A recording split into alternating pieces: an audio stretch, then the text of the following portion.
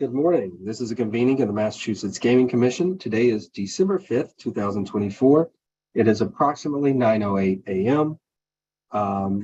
It is meeting number 541, and we are holding this meeting virtually, so we will do a roll call. Good morning, Commissioner O'Brien. Good morning, I'm here. Good morning, Commissioner Hill. Good morning, I'm here. Good morning, Commissioner Skinner. Good morning. And Commissioner Broder will be joining us briefly. But that said, we'll note that he was not here to start the meeting. With that, we are going to item number 2 on the agenda. We're going to turn to Secretary Skinner. I believe we have some minutes. We do, and we were all present for the 3 sets that are up for today, so I'll take them in one motion. I move that the commission approve the minutes from the January 11th, 2023, January 12th, 2023, and August 1st, 2023 meetings that are included in today's packet, subject to any necessary corrections for typographical errors or other non-material matters. Second. Thank you. Commissioner O'Brien. Aye. Commissioner Hill. Aye. Commissioner Skinner. Aye. And I vote yes, 4-0. All right. With that, I believe we have a legislative update marked here, Commissioner Hill. Yes, I just want to let folks know that we've been putting together a memo to send over to A&F.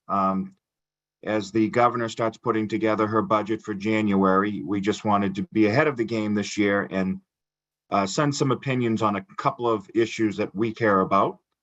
And I'm going to turn it over to Derek, who's going to give you a little bit of an explanation on a memo that we hope to send and what the subject matters will be within that memo. Mr. Chairman. Good morning, Mr. Chairman and Commissioners. Thank you, Commissioner Hill. On page 24 of your packet, there's a brief overview of a memo of the 4 items we'd like to be discussing with A&F. The first being the Community Mitigation Fund, obviously restoring the 6.5% from Category 1 taxes to that. The second being the Public Health Trust Fund. As you know, we have an MOU between us and DPH where we get 25%, DPH gets 75%. The work that our 2 agencies do is vitally important to the gambling industry, as well as to those that may have issues with gambling. And the third is the Racehorse Development Fund.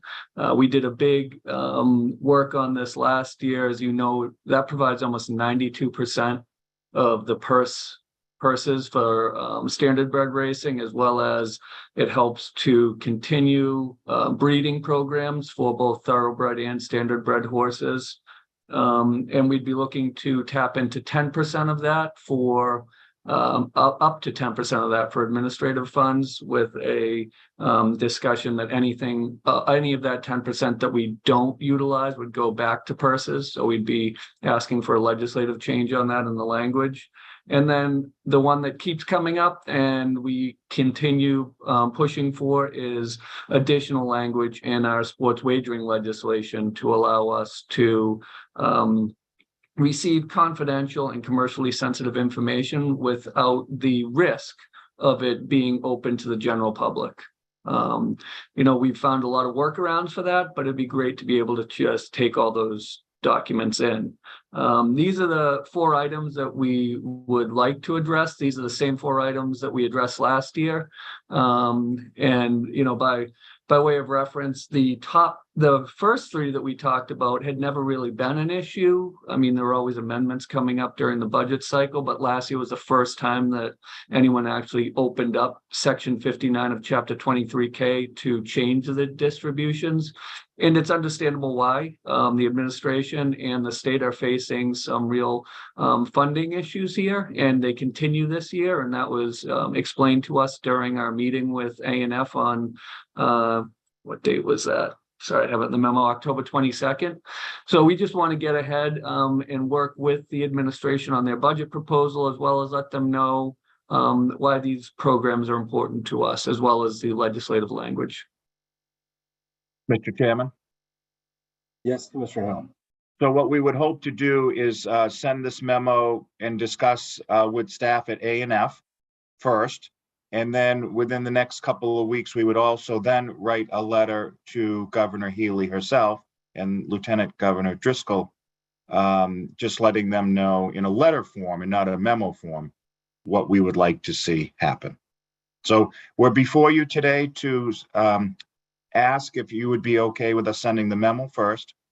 And then a letter would be forthcoming. And of course, we would share that with everybody before we would send it as action items for these 4 issues.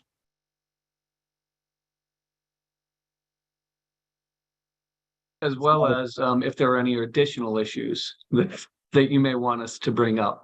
That's in there too. But, the first 4, we sent similar information up. We had a legislative breakfast on them last year, and it's a lot of rehashing the same material.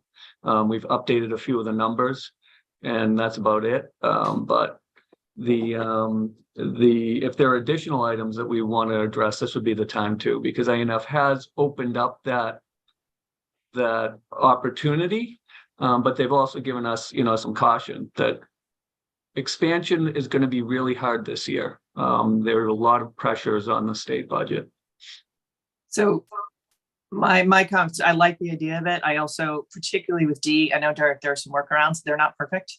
So I know that the operators have gone in on this as well. So while there's workarounds, I do think, however we draft it, it needs to be made clear it's not perfect. There's also a matter, probably circle back to IEB. I know there's also a 23 and 23K disconnect on something with IEB that might be worth bringing up. I don't know if it merits the memo, but maybe something for you guys to be up to speed on when you sit down and have conversations with them. And Brad, I can, bring you up to speed if you want, or talk to Caitlin to talk to you. Please. Yeah. Thank you. Yep. I'm interested in it too, Commissioner O'Brien, just to be honest. I'm sitting here. So just in general terms, there's a particularized language that's required for fingerprinting. And I think that that is something that also has been a workaround, and it's, dealing with the federal agency. It's probably something that I don't want to see that forgotten in the conversations, because it is critical to IEB being able to do their job. I remember that with launch last Yep. 2 years. Okay, got it. So is the ask that we send the memo after this conversation today? Is that the ask? Yes. Commissioners, what do we think? Anything else to add? Nothing else to add to that. I'm okay with authorizing the memo to be sent. I would just ask, and Commissioner Hill, I know you've already acknowledged that this will happen, but that we'll see the letter, the proposed letter, before it goes to the governor and lieutenant governor. But if we could just have a brief update before that happens, so we can all convene to just make sure that we're all on the same page in terms of the format of the letter, the signatories, etc. I appreciate that.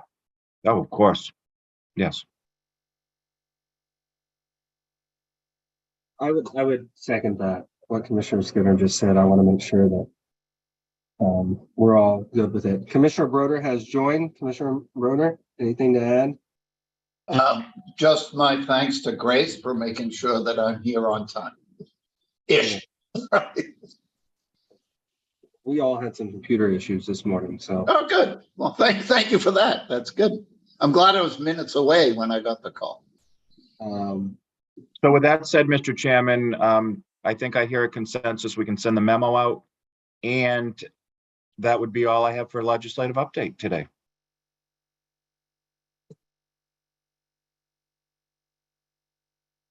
All right.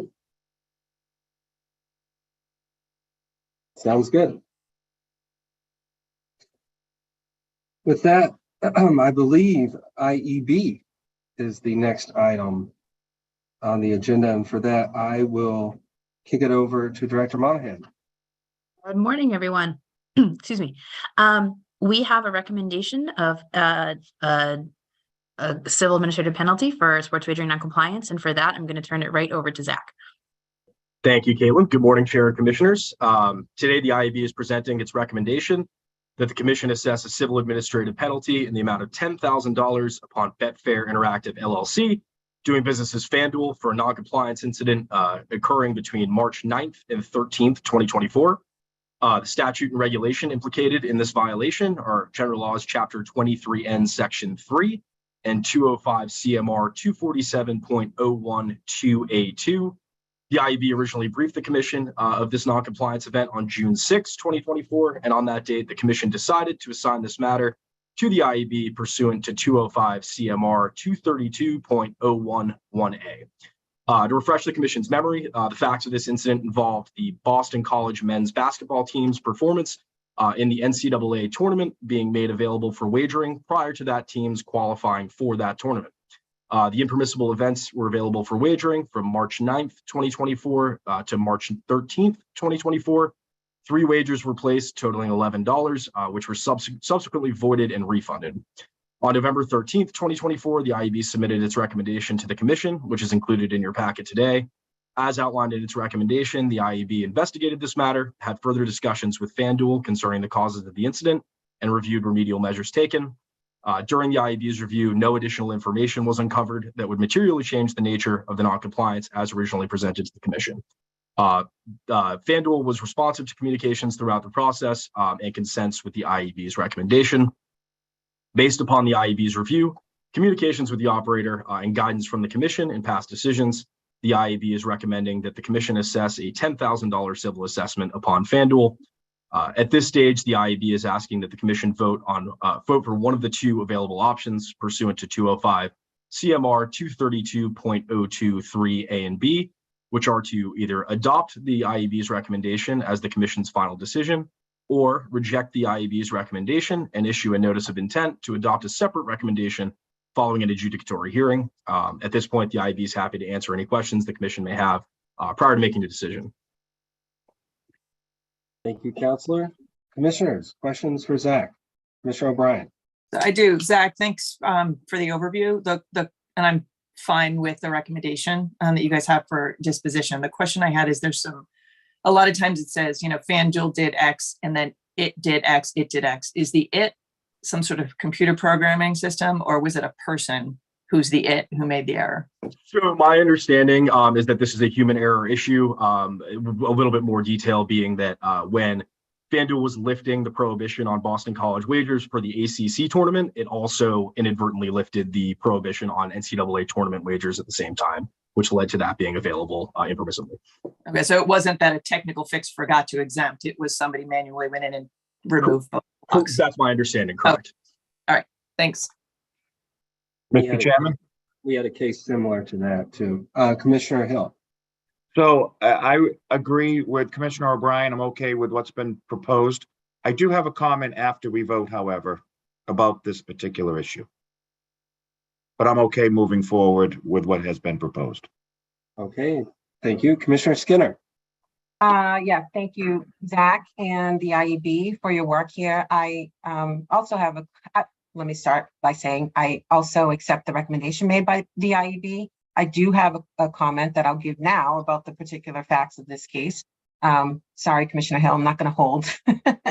But I just, first, I'll start with the question. Have we set sort of $10,000 as the floor for a penalty? And maybe that's not a fair question. I know that we have had a few of these non-compliance instances, and at the request of the commission, we wanted to set the tone, if you will, for how IEB is to move forward. So I take no issue with what you've recommended at all. I do want to note, however, the and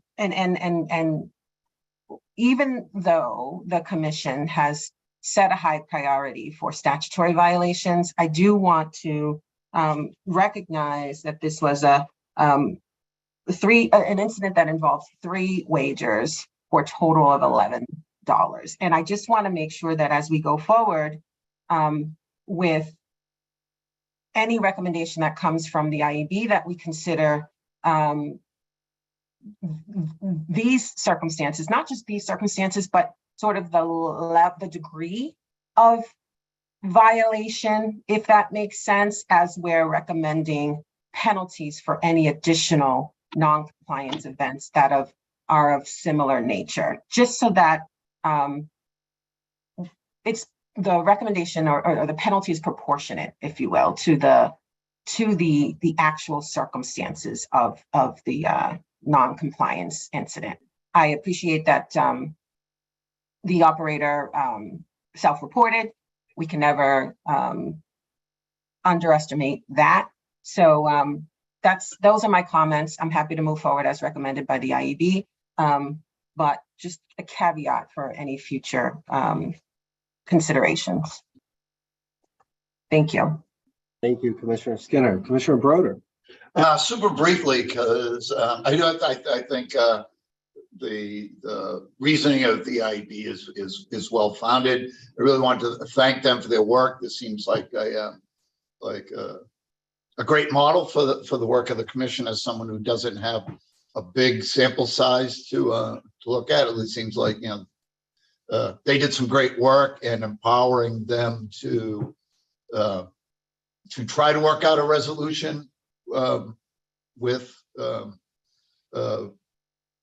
is a great way to go. And I really just wanted to emphasize, thank you for the work. I do want to emphasize what Commissioner Skinner just said around getting to a place where we all understand like the scale and the proportionality of any remedy that we're seeking would be tremendously helpful. And I think it helps operator world and us moving forward to understand with some consistency what the consequences might be, at least in general terms, for any violation. So thank you and good work, IEB. Thank you, Commissioner. And I will just say that I think the IEB is doing a really good job. They're trying to put their minds in they're trying to get into our minds in the decisions that we made earlier in the last few years. And I think they're doing a good job of it. I support it. I wholeheartedly support your recommendation today, Councilor Mercer. Thank you, Chair. Anything else on this matter? I think we'll need a vote. I'm ready to make a motion. Commissioner Hill, were you ready did you want to add your statements in before we? I wanted to vote first and then make a statement. Perfect. If everybody's okay with that. So I move that the commission adopt the recommendations of the IEB with respect to imposing a civil administrative penalty on Betfair Interactive LLC doing business as FanDuel for $10,000 as discussed here today. Second. Thank you. Commissioner O'Brien. Aye. Commissioner Hill. Aye. Commissioner Skinner. Aye. Commissioner Broder. Yes. And I vote yes also, 5-0. All right, Commissioner Hill. So I'll be very brief. I'm taking notes. So I would ask if my fellow commissioners would agree with this. I'm going to ask that sports wagering and legal take a look at the regulation that dealt with this issue that we just had. I found it interesting that I believe, and please correct me if I'm wrong in what I'm about to say, but the bet was made on a college team that was actually going to be not yet qualified. And I look at the top 10 college basketball teams when it comes near the NCAA time. I know what teams are going to be in that tournament. So when you look at a future bet, why shouldn't I have been able to bet on a future bet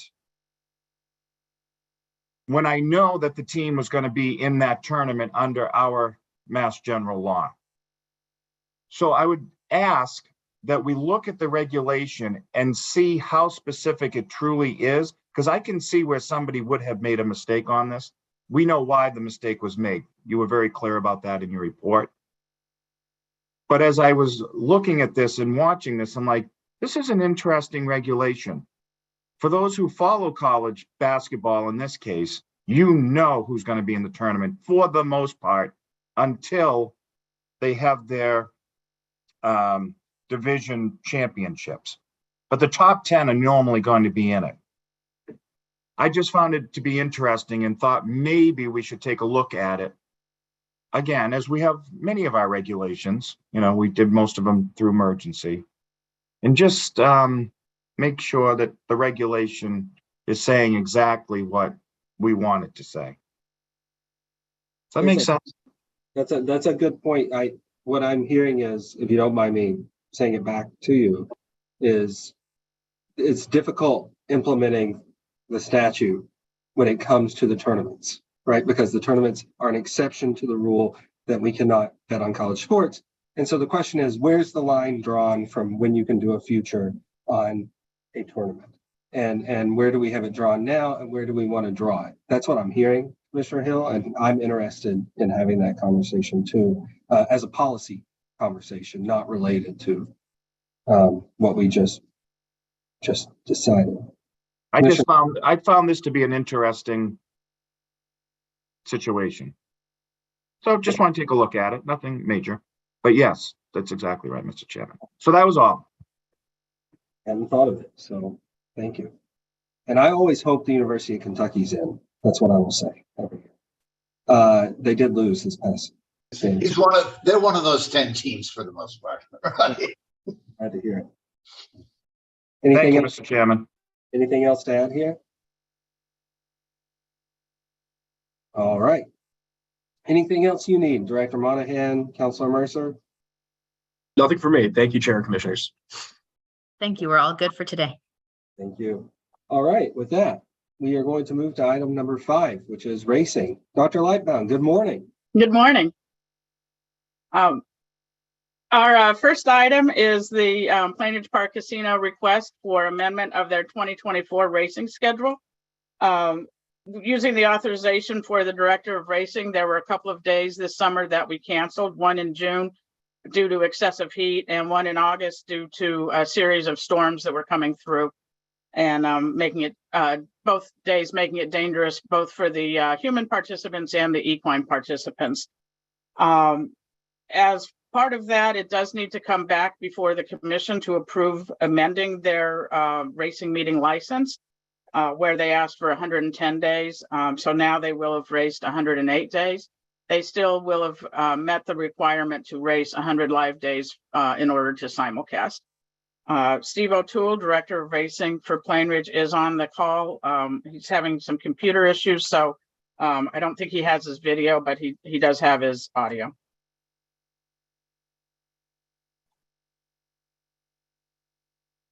All right.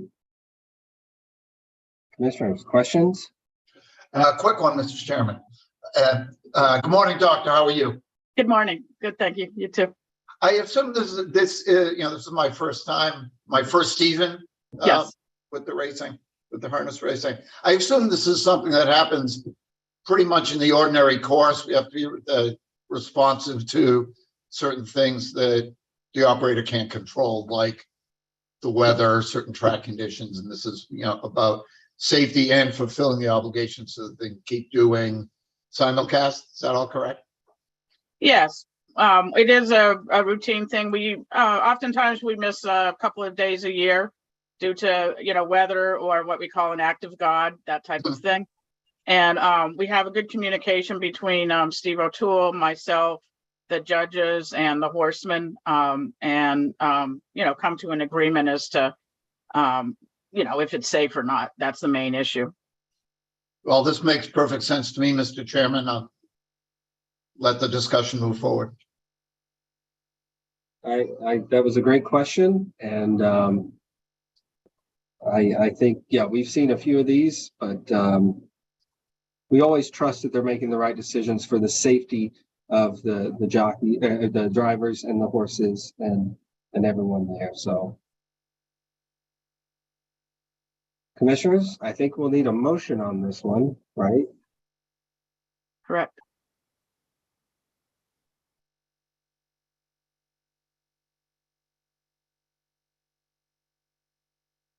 I move that the commission approve the request of Plainridge Park Casino to amend their 2024 racing schedule from 110 days to 108 days for the reasons set forth in the commissioner's packet and further discussed here today.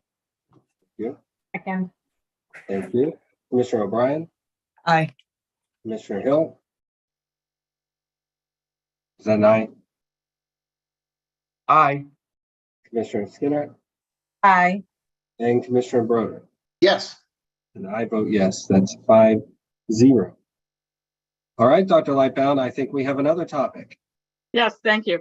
The next topic is the Racehorse Development Fund benefits for jockeys and drivers.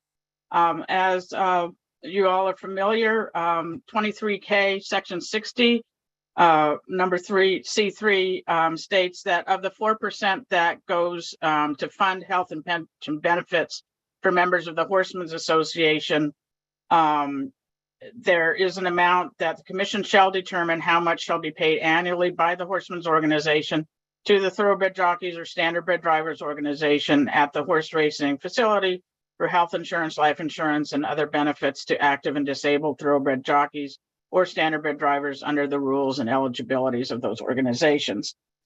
So today, the item before the commission is how much shall be paid this year by the Thoroughbred Horsemen's Organization to the Thoroughbred Jockeys Organization, and number 2, how much shall be paid to the corresponding Standardbred Horsemen's Organization for drivers.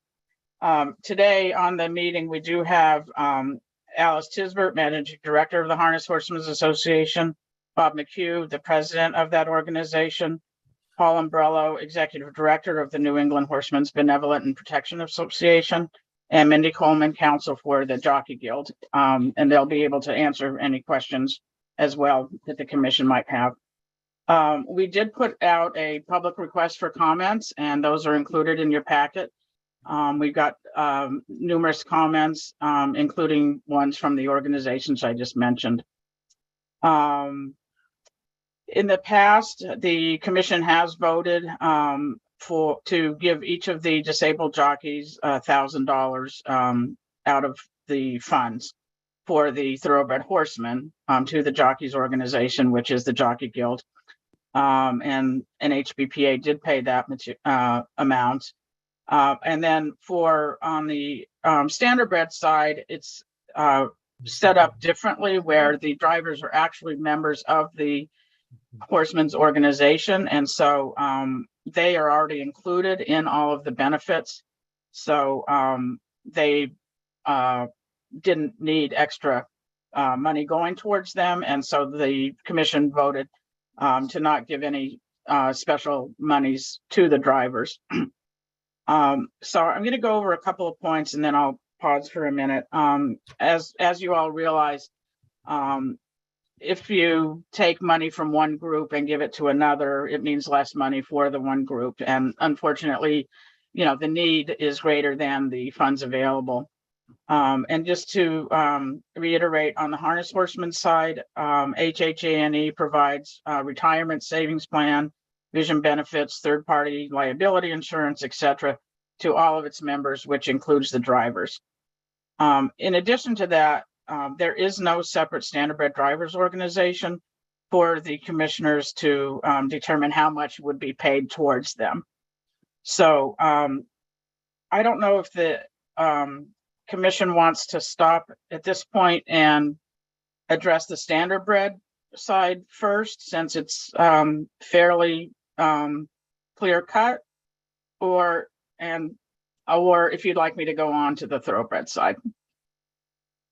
I think we should start with the proposal you put forward first.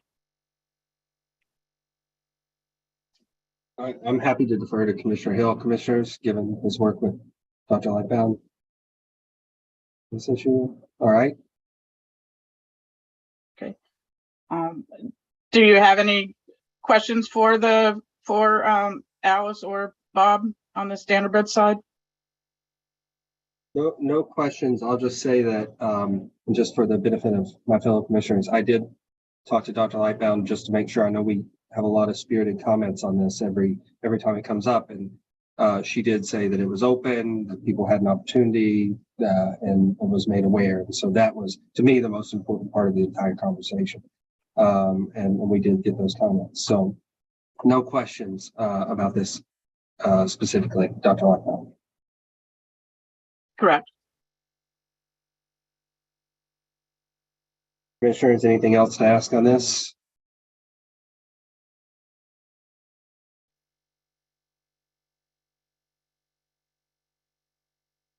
Would the commissioners like to move on this one and vote on it now, or would you like to vote on both of them after I've done the thoroughbred side? You want to go ahead and talk about the thoroughbred side too? Okay. Is that, So- are we good with that? All right. Okay. So for the thoroughbred side, the New England HBPA, they're the organization of the thoroughbred trainers and owners that provides the benefits. And jockeys are not a member of this association. And I want to make it clear, this is not just a quirk in Massachusetts. This is generally how it's done throughout the country on the thoroughbred side.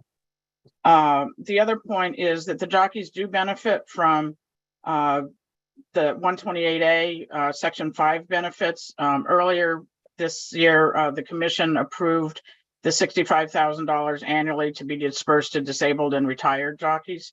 And there isn't a similar one for standardbred drivers. So the benefit for those jockeys ends up being around $4,300. And again, the two programs that we're talking about, the 128A talks about active, retired, and disabled. And whereas this fund that we're talking about today just includes disabled and active. For those commissioners who have been through this process before, you may remember that Mindy Coleman and I discussed it, and there really wasn't a way to say that there were active jockeys in Massachusetts anymore, and the commission, agreed with that. So that's taken out of the equation, and so for the 128A money, that's dispersed between the retired and the disabled, which again ends up being around $4,300. Mr. Chairman? Oh. My apologies, Dr. Lightbaum, continue. Okay. So there is no magic formula to coming up with an amount for this. Looking at the spreadsheet that Paul Umbrello provided, and I don't know if the commissioner saw, there was an updated one that he sent this morning. He had just totaled up some of the numbers incorrectly. But old age assistance, looking at the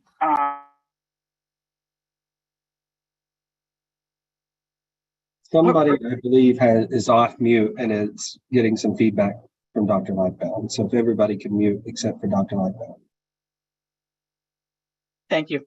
So for old age assistance, it averaged, for people that qualify for that under the HBPA, it averaged about 4,700 for each person. The benevolence that they have given out this year averaged to about 1,000 each, and they have a max on that. There's an eyeglass benefit, which was given to 4 trainers for $200 each. Life insurance coverage that covers 130 trainers and their spouses ends up averaging $1,600.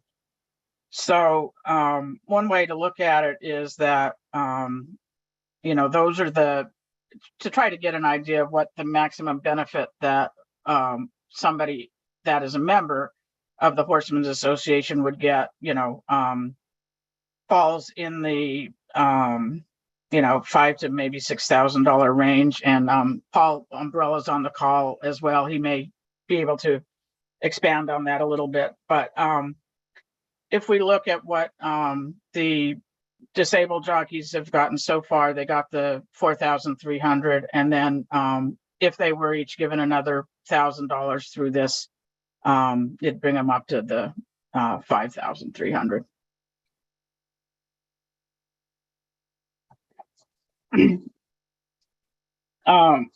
There are, similar to last year, there's a few options. There are 5 jockeys this year that qualify as disabled instead of the 4 in the past.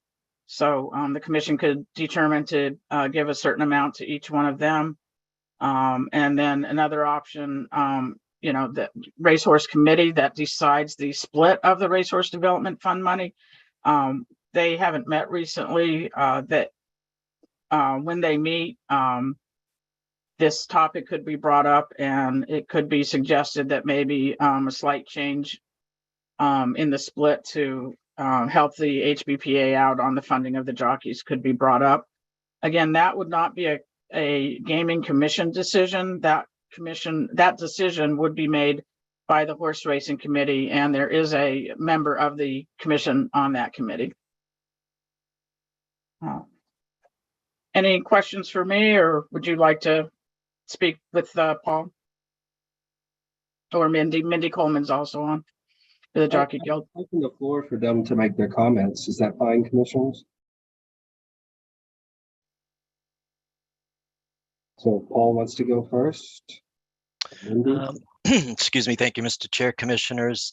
Yeah, just to kind of recap what Alex said is, first of all, we've always respected and supported the commission's decision. As it clearly states, it's up to the commission to determine. And as Alex also always said is, we represent owners and trainers, and under our current bylaws and situation, it's really the trainers that we support. We wish, of course, like as even Alex said, if you have more, you can do more. Most of these plans that we talk about have been around since the early 1990s. As you all know, we, the Thoroughbred Horsemen, were instrumental in passing the Gaming Act and putting these programs in place in this language, which some of it is antiquated, and that's for another day. For some of the new commissioners we have in the past, we've had a health insurance policy I've had to cut because of budget constraints. We had a scholarship program we've had to cut. And also in the spreadsheet, as you see, is we had a funding from the original license back in 2014. We dip into that as reserves. So, I can see down the road, we're probably going to have to cut some other programs, whether that's eyeglasses or not. And one thing I want to make clear is the life insurance policy itself for the trainers, they don't receive that. That's just an average. We pay that whole premium to provide life insurance coverage for active and inactive trainers and their spouses. So that comes out of our program. And that's something we have sadly talked about that we may have to cut as well down the road. Obviously depending on the future of thoroughbred racing, which we are still optimistic of bringing racing back to Massachusetts. What else? Sorry, I was just trying to think of anything else. I guess that's pretty much it. I'll answer any questions or if anybody has. Commissioners, any questions for Paul on what he just went over? I don't think I have any. Paul, we appreciate your perspective. Oh, wait, Commissioner Skinner, I see you leaning in. Thank you. Good morning, Mr. Umbrello. I think I just have one question. Yep. In terms of the old age assistance disbursements, have there been any COLA increases over the past year or two? Not over the past year or two, but over the past couple of years, yes. That premium for trainers early on, pre-racehorse development fund was $250. So based on, and what we ended up doing, it was a flat rate. And what we ended up doing is, which I believe I've sent in the past to the commissioners, we've tiered it kind of like, and we wish we had the luxury of what the standardbreds are able to do because they came in fresh, is based on years of service and starts. That's kind of what their fund consists of. So we kind of mirrored that same thing. So we now tiered it so not everybody gets the same amount, which is fair based on your years of service and your number of starts as a trainer. And you have to have a minimum number of years and a minimum number of starts to be qualified or eligible. Okay. But certainly for 2022, because you said not in the past couple of years, has there been an increase? So correct. For 2022 and 2023, the payments have remained consistent. Yes. Again, relative to those old age assistance payments. Yep. Okay. Thank you. Thank you, Commissioner Skinner. Any other questions for Mr. Umbrella? All right, Mindy, before you start, are you going with the Zags or the Cats this weekend? I'm going to actually be at the game and I'm going with both. I have a Oh, shirt made that says Zag That's a Cats. good answer for you. I have a shirt made that says Zag Cats, and I've been to all 3 games they're meeting, so this will be the 3rd one, and that's my intent. I wish I were there. Thank you, thank you. Yeah, I'm looking forward to it. Good morning, Chairman, Commissioners, Dr. Lightbound, Mindy Coleman on behalf of the Jockeys Guild. Obviously, most of you I have presented and spoken to before regarding the retired and permanently disabled jockeys, Massachusetts jockeys. Currently, and in the years past, we have had 4 permanently disabled jockeys qualifying under the standards and qualifications that we have put forth for Massachusetts. In light of some updated information and changes, there are now 5. This is an individual, and under that requirement, the individual would have had to have qualified previously of requiring to ride at least the 500,000 mounts in Massachusetts, being a Massachusetts jockey, but also suffering a disabling career-ending injury at another racetrack, but they are still a Massachusetts jockey. So that's why there is that change, and I wanted to make sure you guys were aware of that. We do appreciate and understand we do receive that money under the 128. However, the additional funds that are provided to the permanently disabled, any funds that you are willing to provide for those individuals is always greatly appreciated. It's limited in the amount of funds that they are receiving. Again, this is just for our permanently disabled individuals. You know, and again, it's just with the increases, and it's for everybody. And obviously anything we do, and we've greatly, we've worked with the New England HBPA over the years. We appreciate everything they have done for the jockeys over the years, as well as how hard Paul has worked to make sure that the riders are also cared for. So we definitely don't want to do anything that's going to hinder and impose on the horsemen, while understanding what Dr. Lightbound said, that if you take away from one, you know, in order for one to have, you have to take away from another. So it's greatly appreciated, and we respect and understand your decision either way. Thank you, Counselor. Any questions to Mindy? I do. Commissioner Skinner? Good morning, Council Coleman. Good morning. I think Dr. Lightbound answered this preemptively, but could you confirm for me whether the 5 permanently disabled jockeys receive disbursements under 128A as Yes, well? ma'am. Yes, ma'am. Okay. For sure And they do. thank you. But it's a reimbursement program, right? So yes and no. There's a little bit confusion on that one. In our other, so we have other industry partnership agreements in other jurisdictions, and in those it's a reimbursement they must submit in order to receive the money. Under ours, and this has been based on recommendation of our outside counsel and our tax advisors on how it is done. But in Massachusetts, and only in Massachusetts, we send out the money without any proof. However, if they submit proof by the end of the calendar year in which it's received, by December 31st of that year, a 1099 is not issued. Right. Okay. So it's not really a reimbursement, but that's for tax purposes, and it's how we've been advised to handle this. If they do not submit proof of health, and it's pretty broad of what a healthcare or health and welfare expense could be. It's you know, any out-of-pocket health insurance premium, life insurance premium, disability premiums, or any copays, including vision, dental.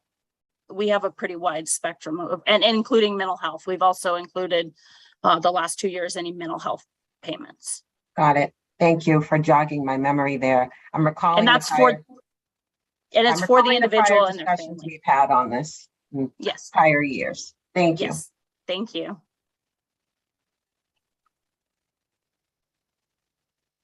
Thank you, Commissioner Skinner. Any other questions for Mindy?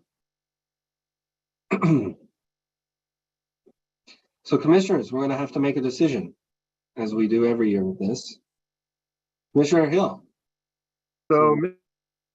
Chairman and Dr. Lightbaum, or maybe even Derek can help me, as I'm putting together the motion for the Thoroughbred Horsemen's Organization, what would be the dollar amount that we would need to put in? Commissioner Hill, I can help jump in here. I think what Dr. Lightbound had mentioned was that in the prior years, the recommendation, and this was not through an algorithm or any sort of science, was and what we've done in the historically has been $1,000 per jockey in Massachusetts. So that would be the figure on the Thoroughbred side. And Alex, please correct me if I'm wrong here, but I believe that on the Standardbred side, the suggestion would be a $0 amount. Is that correct, Alex? Yes, that's correct. So let me be a little clearer. I did understand, and thank you for that explanation. But I think I heard 5 are now on it, not 4. So we would need $5,000, right? That's what I want to be clear about. Correct. Okay. Well, I think that's what's up for discussion. I think Well, that is the question for commissioners to It's decide. up for the commissioners to decide. Yeah. So I'm okay leaving it as is at $1,000. So I was prepared to have the discussion about whether there was room to increase that amount for this year. I am mindful that in prior years, 2002 and 2003, this commission relied on the work of a prior commission in coming up with or maintaining that $1,000 amount. And I was comfortable with that. I'm still comfortable with it. Although initially I wondered whether that $1,000 amount was becoming arbitrary. Just given the answers to my questions that I got today from Council Coleman and Mr. Umbrello, I'm still comfortable with that $1,000 amount. But I do recognize that it is not tied to any specialized formula. It is just a number that right now I don't know where it came from, that we have just kind of recycled over the past couple of years. So I accept Dr. Lightbound's recommendation, again, in light of today's discussion where I got a couple of questions answered by our guests. Mr. Chairman, Commissioner Hill? I agree with you 100%, Commissioner Skinner. We need to take a look at this. And I think over the next 12 months, we can sit down with Dr. Lightbaum and have a more frank conversation. But for today's purposes, I think we just remain at $1,000. But I agree with you. Commissioner Broder, Commissioner O'Brien? I will state that I don't think that we do anything arbitrarily at the Gaming Commission, somewhat to a fault. Commissioner O'Brien? No, every year, this is tricky. And I'm in alignment with Commissioner Hill and Commissioner Skinner on this. Commissioner Broder? Mr. Chairman, I do think that makes sense. This is a kind of a real challenge for the reasons stated. I do want to, we did have probably around 25 folks weigh in the comment with the comment opportunity, which again, in my brief time is significant. And that's probably 20, I guess I call advocates, and maybe 5 folks from the industry side. Just wanted those folks, you know, we do read it all. We do take it all in and appreciate that commentary. But you know, to the matter at hand, I think what my fellow commissioners have made sense. I certainly respect their experience wrestling with the issue, and I'm inclined to support their motion. Thank you, Commissioner Broder. I will just state the hardest thing to do in public service is to make decisions when there's a finite amount of resources. And taking votes on those are even harder to do. And so I agree with all my fellow commissioners that, you know, we're making a decision. We're balancing interests. We're balancing a finite amount of resources. And, you know, I'm open with my fellow commissioners to talk about, you know, what that balance looks like going forward, but I support the recommendation for today. And if we have a motion that so follows that recommendation, I will support. Mr. Chairman, Commissioner Hill. I move that under GL Chapter 23K, Section 60C, III, the 5,000 shall be paid by the Thoroughbred Horseman Organization to the Thoroughbred Jockeys Organization for the reasons discussed here today and as included in the Commissioner's packet. Second. Commissioner O'Brien, Aye. Commissioner Hill, Aye. Commissioner Skinner, Aye. Commissioner Broder, Yes. and I vote yes, 5-0.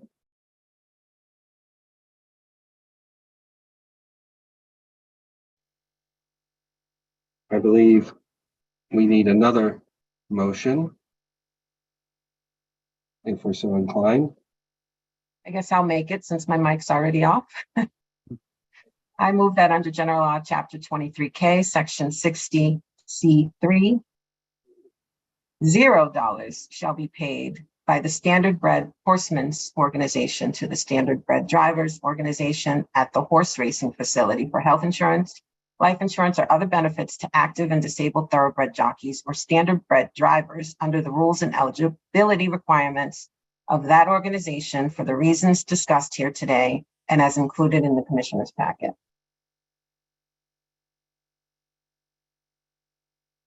Second. Thank you. Commissioner O'Brien, Aye. Commissioner Hill, Aye. Commissioner Skinner, Aye. Commissioner Broder, Yes. and I vote yes, 5-0. Thank you. All right, Dr. Lightbound. Thank you very much. That includes the racing items for today. Thank you. Thank you, Chairman and Commissioners. Thank you, Mindy. Go Cats. All right. Thank you, Commissioners. Thank you, Paul.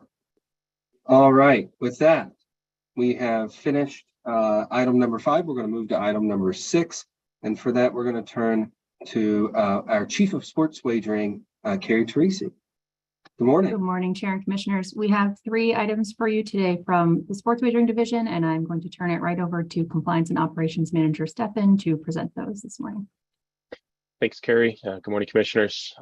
We'll start on page 70 of your packet with a house rules revision from DraftKings. This comes as a single change to their soccer house rules, specifically for pre-live same-game parlays. This change, if approved, would also align more with the rest of their sport-specific sections for pre-live same-game parlays. The change itself is within the preceding red line documentation with a new proposed language at the top of page 72.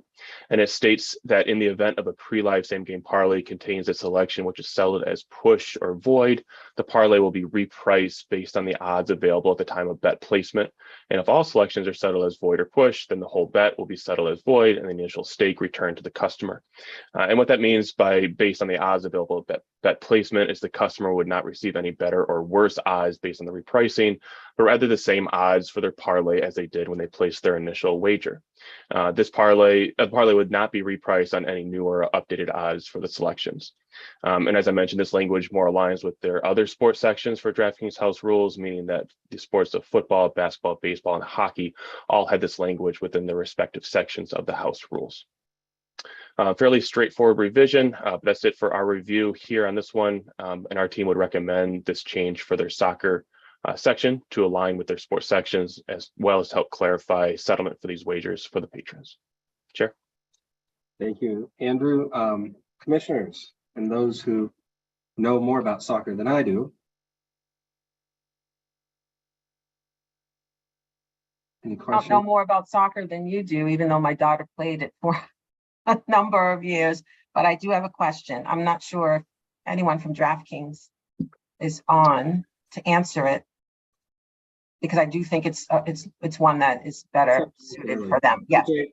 Good morning. Good morning, Chairman and Commissioners. Morning, Mr. Liss. Just a question. What are a couple of the scenarios, if you could give us them in the soccer specific rules that replace the scenarios you're proposing to eliminate today? Sure. So similar to when we've updated the same game parlay house rules in other sports, as we brought the technology in-house, when certain selections don't occur, so the non-participation of a player. So in basketball, it might be, well, the person ends up being injured and doesn't take part in the game. The same thing for soccer. Let's say the first goal scorer is one of the markets in the same game parlay, but then the player doesn't participate in the game at all. Then that selection in the parlay would void, and it would reduce to the remaining selections. Again, the same as it would in other sports. So essentially, it's the same scenarios, but they're found, the language and the rules are found elsewhere in the house. The settlement logic is slightly different and aligns with the way that we settle other bets for soccer, essentially, because it's all driven by the way we settle bets in-house, as opposed to relying on the third-party technology. As opposed to relying on the what technology? Excuse me. On the third-party technology that was previously powering same game parlay for soccer. Okay. Okay. But essentially, again, just so I can understand this, there's no fundamental difference in the rules the settlement rules as you have rewritten them here, because the rules are found elsewhere in the House Rules document? No, there are some small differences. So there are certain scenarios where the entire bet would void, where it now reduces selections to the remaining the remaining markets, more like a regular parlay. Okay. Okay. So then my next question is back to, I think, Andrew. For any voids, right, the operator still has to come before the commission to approve or deny, correct? Voids that fall within the certain section of 238.35 they have to come to the commission. If it falls within 238.35 subsection 1, they're allowed to void without commission authorization. And the non-participant of a player that you place a wager on falls within 238.35 subsection 1. Okay. So, but these particular void do not need to come before the commission. Correct. Okay. All right. Thank you. That's all I have. Quick question, probably more for education than anything else. What does it mean for a player not to participate? The reason why I ask, I think of folks that might be, did not play coach's decision, but are available to play, as opposed to, an injury or an excused absence from a contest. Yeah, I guess specifically for soccer, if there's lineup changes before the match, if you've placed a wager on, like Jake said, a player to score for the certain match, and then in a lineup change, the coaches make a decision not to play that player, and they sit out the entire match, that wager on that specific player would be void, as they did not participate. But as you gave an example, whether it's injury or coach's decision, there's many factors that could come into play if a player does not participate. Thank you. I always like to keep in mind that house rules are the agreement that the customer can review and look at and know what's there and know what they're getting into before they engage in a bet. So I always try to think about it that way. Anything else on this, commissioners? Any other questions for Andrew or Jake? I don't have any additional questions. just a comment. I for one, and I'm sorry I didn't ask for this in advance of today's meeting, would like the benefit of reviewing the soccer specific rules. And because I think that's context that's missing for me today in considering whether the removal of a lot of the language here and in effect substituting the language of the soccer specific rules makes sense.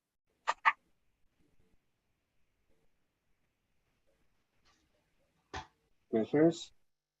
Mr. Chairman, Mr. Hill, I move that the commission approve the amendments to the House rules. So submitted by- actually, Oh. before you move, given Commissioner Skinner's comments, why don't we do that? Why don't we give Commissioner Skinner and all of us the rules and just bump it to the next meeting?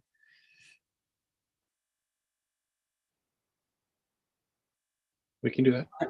listen, Chair Crosby and I have talked multiple times, and he always said he liked to give every commissioner the opportunity to weigh and make their minds. And so Right. I am ready to move today. I don't have any additional questions, and I worry sometimes that we get really deep into the sock drawers, I say, of some of the operators. But with that said, if my fellow commissioners need extra time, I'm not going to say that we shouldn't give that extra time. Yeah, given the request that's before us today, right? Regardless of, without going into the soft drawer of the operator, we have a responsibility. I have a responsibility. And what is being asked of me today is to approve the House rules. In order for me to feel comfortable doing that, that is the information that I will need. If you have a consensus to move forward with a vote today, by all means, that is your prerogative. Mr. Chairman, Mr. Hill. I would never not give an opportunity for a fellow commissioner to get more information.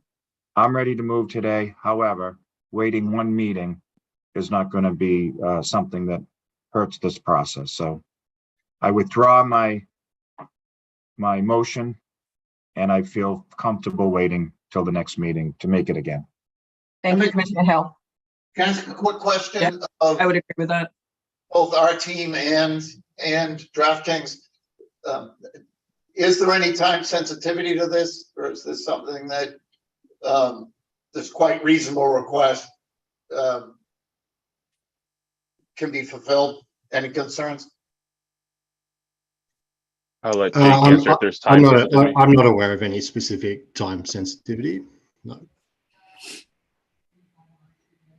Mr. Chairman, thank you for your indulgence. I also thank the Sports Wagering Division for the indulgence and the operators. And I commit to doing a better job in information gathering in advance of a meeting. Well, with that, let's go ahead and I think move on to the next topic, right? I think we're going to give some more time on this one. Jake, thank you for being here today. We appreciate it. Thank you for answering our questions. No problem. Thank you. All right, and then up next on page 73 is a House Rules revision from Penn Sports Interactive, or PSI, or ESPN Bet. PSI has identified 5 specific sports sections for revisions, and those are highlighted within the summary of your memo. And going through the red line, beginning on page 75, basketball has an additional clarification for the market total points range to exclude any overtime if played. For football, they've updated language for a minimum amount of time to be played for wagers to have action. That is now set at 55 minutes of play, and also aligns with the other operators for this specific scenario. Also in their football section, they've updated incorrect language for the 2 player markets identified, and that is for player next carry and player next catch. The language was just swapped, making that correction. For soccer, the revision covers a broader range or scope of potential goal scorers for this market. The current language is just for last or anytime goal scorer. This updated language for the market will now include second and third goal scorer to score a header and to score outside the penalty box, just making this a more inclusive market offering. For tennis, they've added clarification that any shot or serve type markets will be settled based on the official tennis governing body website, and that any types listed on a TV broadcast are not considered official. And then lastly, boxing, the largest revision for today, PSI has revised language for settlement clarification. If the number of rounds in a scheduled fight has changed, then any wagers on total rounds or round betting will be deemed no action and void. And then finally, for method of victory markets, they've added some very specific definitions for the customer to better understand these markets. They've revised the technical knockout or TKO market with that language there at the bottom of page 76. But they've also added those definitions for clarity under the decisions markets, whether it be for majority decision, split decision, unanimous decision, etc. Again, this is all clarification language for the customer to help better understand these markets and how their wagers may settle. That concludes our review of the House rules for PSI. I believe someone from PSI, Mike Gamble, Compliance Senior Manager, is on the meeting to help answer any specific questions you may have. However, after a thorough review of these revisions, our division would recommend the approval of these revisions today. Chair. Thank you, Andrew. Hello, Mike. Commissioners, Commissioner O'Brien, I saw you. I don't have any other questions other than I guess this is the first time I realized, Mr. Gamble, what a fortuitous last name you have in the career that you chose. So I'm sure you've heard that before, but thanks for coming today. Mr. Chairman, I do have a question for Mr. Gamble. Good morning. Commissioner Skinner. Just on the football changes, what was the impetus for that change?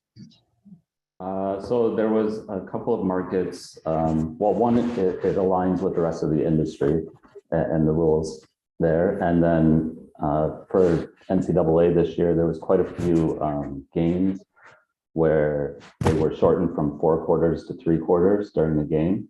And it's just kind of to ensure that the markets are settled correctly with no issues from customers. Okay, thank you. No problem.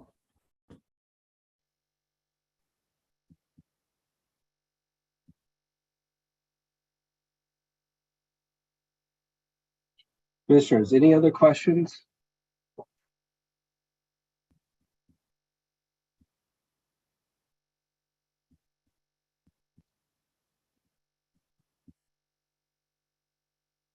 Do we have a motion?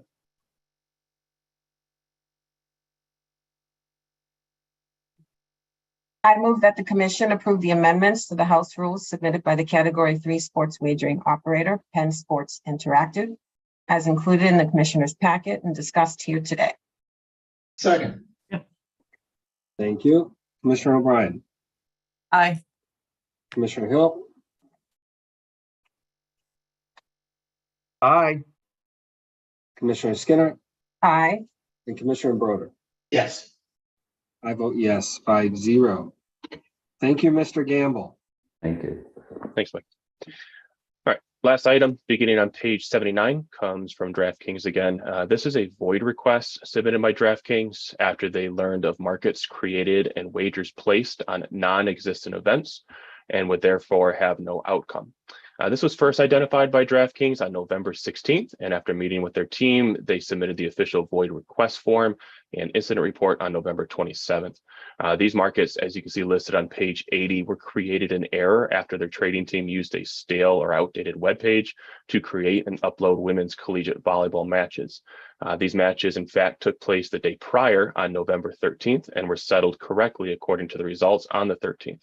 However, when their trading team used the stale web page, they created the same events and markets from the 13th for November 14th, creating matches that did not exist for that day. In total, 19 wagers replaced by 6 individuals on these non-existent events with a total stake of $1,269.34. DraftKings is requesting the void to refund and provide prompt notification to their patrons. In addition to submitting the void request form, DraftKings also submitted an official incident report and wager breakdown spreadsheet, which you can find in the packet preceding the memo. And that's all we have for our review on this matter. I'd be happy to help answer any questions. And I do believe Jake Liss is still in the meeting, should you have any questions for him. However, after reviewing the incident, the wager breakdown, the void request form, and meeting with DraftKings, our division confirms all the requirements have been met pursuant to 205 CMR 23835 subsection 2 and recommends these wagers requested to be void and the funds returned to the customers. Chair. Thank you, Andrew. I'm going to just say, I'm going to support this void request for the reasons you just articulated. Commissioner O'Brien. So yeah, we've had this conversation all along in terms of what my comfort level is for voiding. And I've always said if it's illegal or factually impossible, clearly this was factually impossible. And so I think it's appropriate to void it. I agree wholeheartedly. Commissioner O'Brien. Commissioner Hill, any question? You're saying thumbs up. Commissioner Broder. Thumbs up.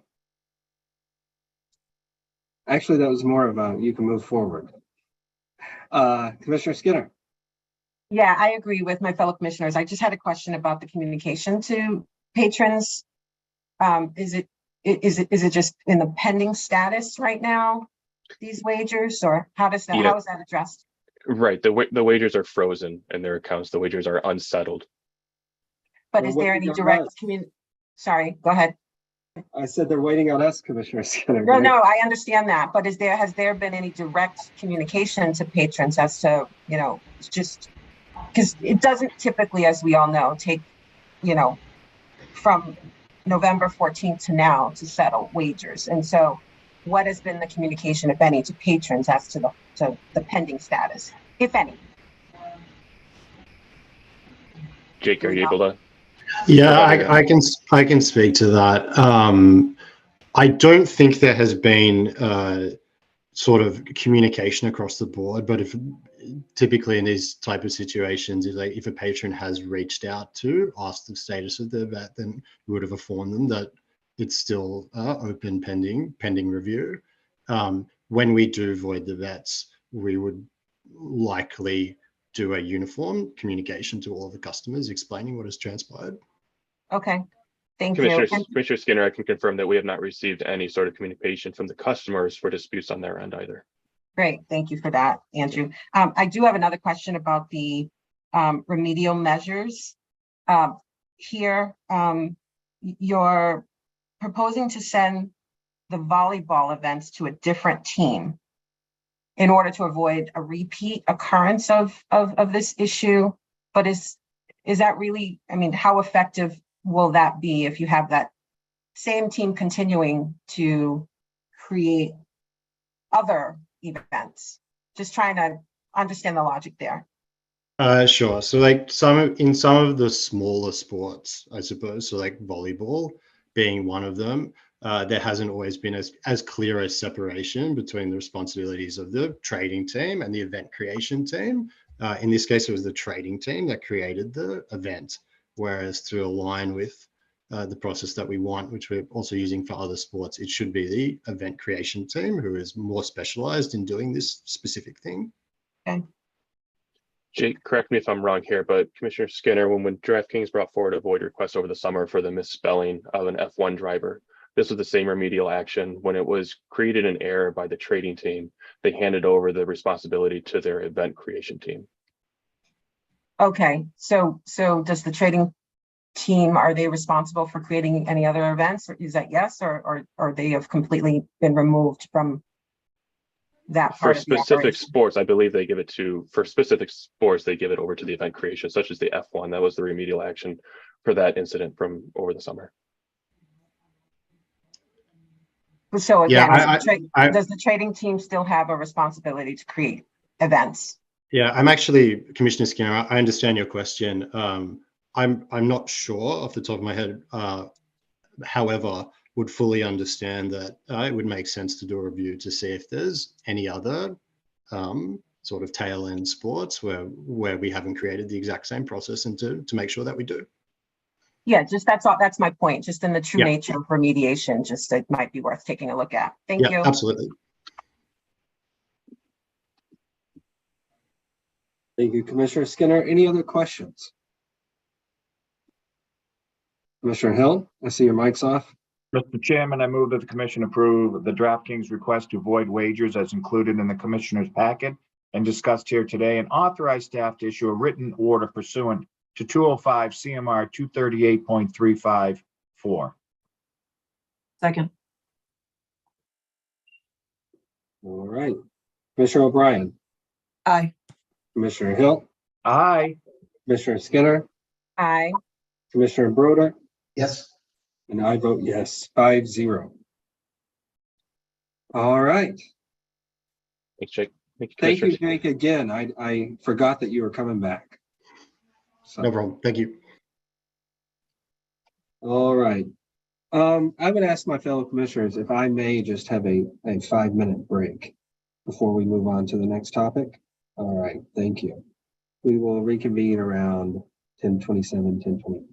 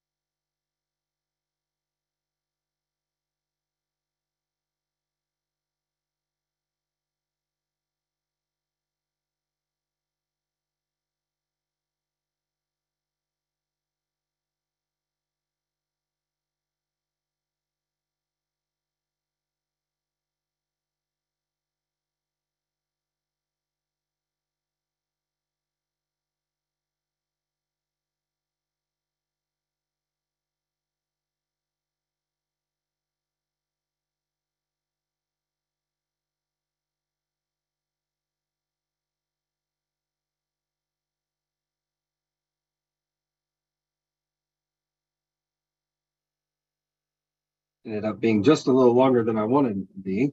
Sorry about that. Had to refresh my coffee.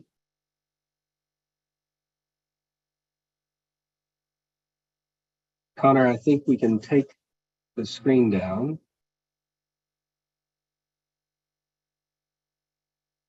Give everybody just a second to get back on.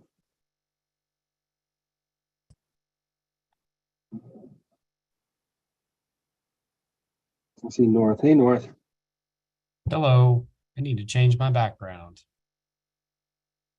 I like that one though, even though it's not October, I still like it. I know. Good cause. It's a good Go on cause. Just now. stick with it. Brad, it's pink. Do you want to do the Go line? with this one. This one is my favorite. Holy moly, that's a winner. Yeah. Saving it for Nikisha. All right. Just checking.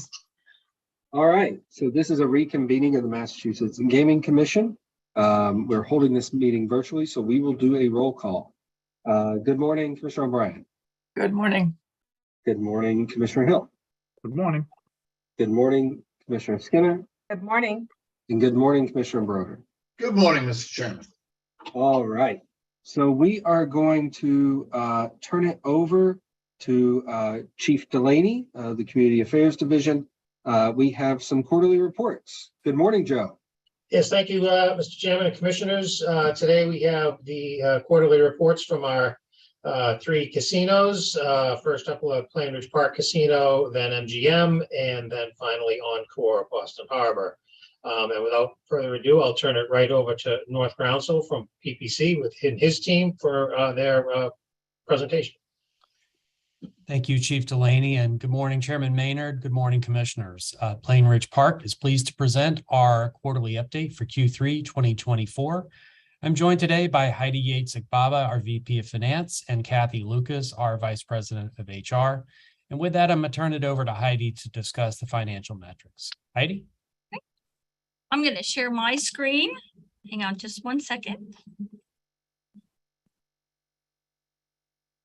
Please let me know if you are able to see that. Sometimes when I share my information, it tends to be a little bit small. Yeah, we can see it. Oh, perfect. That's perfect. Okay. All right. So sometimes when I share it, it's because of the nature of my screens, it comes across a little bit small. So good morning, Mr. Chair and Commissioners. I am happy to present the Q3 financial data for Plainridge Park. And I'm going to start with retail sports wagering, which has $938,000 in total sports wagering revenue for the month, for the quarter of third quarter of 2024. This is an improvement over Q3 of 2023, and it shows the improvement that we've experienced in our retail sports wagering since the beginning of sports wagering legalization in Massachusetts. On the gaming revenue side, so we're very similar to Q2, certainly an improvement over Q3 in prior year at $42.5 million. This generated a state tax level of $17 million. The racehorse tax associated with that is 3.8 for a total taxes paid in 2024 Q3 of $20,844,000. Lottery sales. So our lottery sales are at $611,190. Same quarter last year was $656,103. This is a decline of about $45,000 year over year. And this is related to a request that we got from the lottery in September of 2024 to lower and get our ticket level as low as possible because they were wanting to put new games into each of their machines here. So we honored that request, but in doing so, it did decline the sales. Our total qualified spend in Q3 was $1,535,000, of which $940,203 was spent in the Commonwealth, with the 594 in states outside of Massachusetts. Of that 940, you can see that 51,968 was spent in our host and surrounding communities. The lion's share of that spend being spent in Rentham and in Foxborough.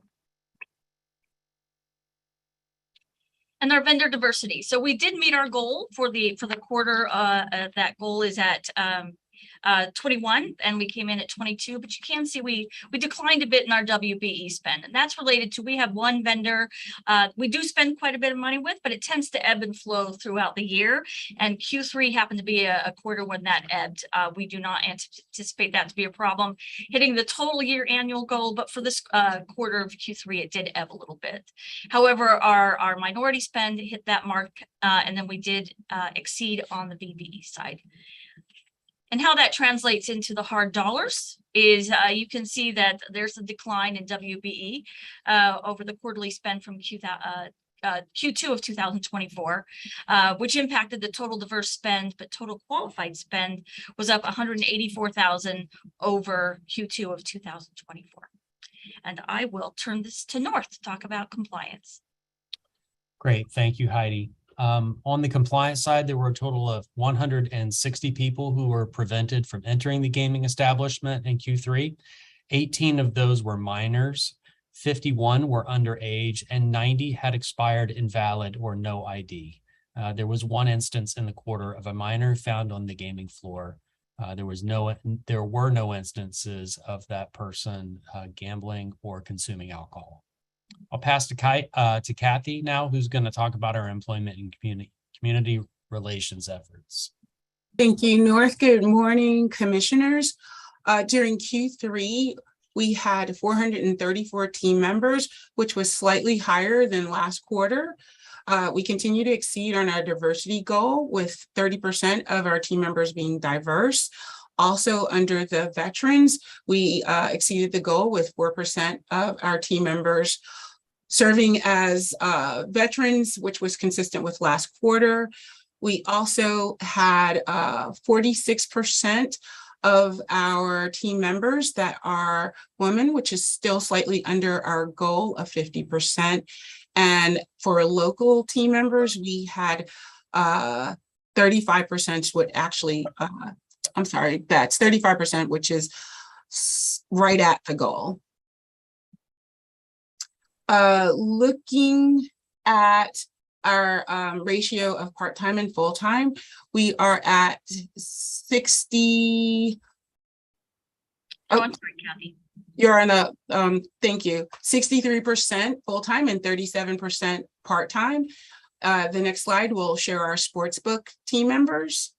We had 15 team members within the sportsbook department. 13% are diverse, 33% are women, 27% are local, and 53% are full-time.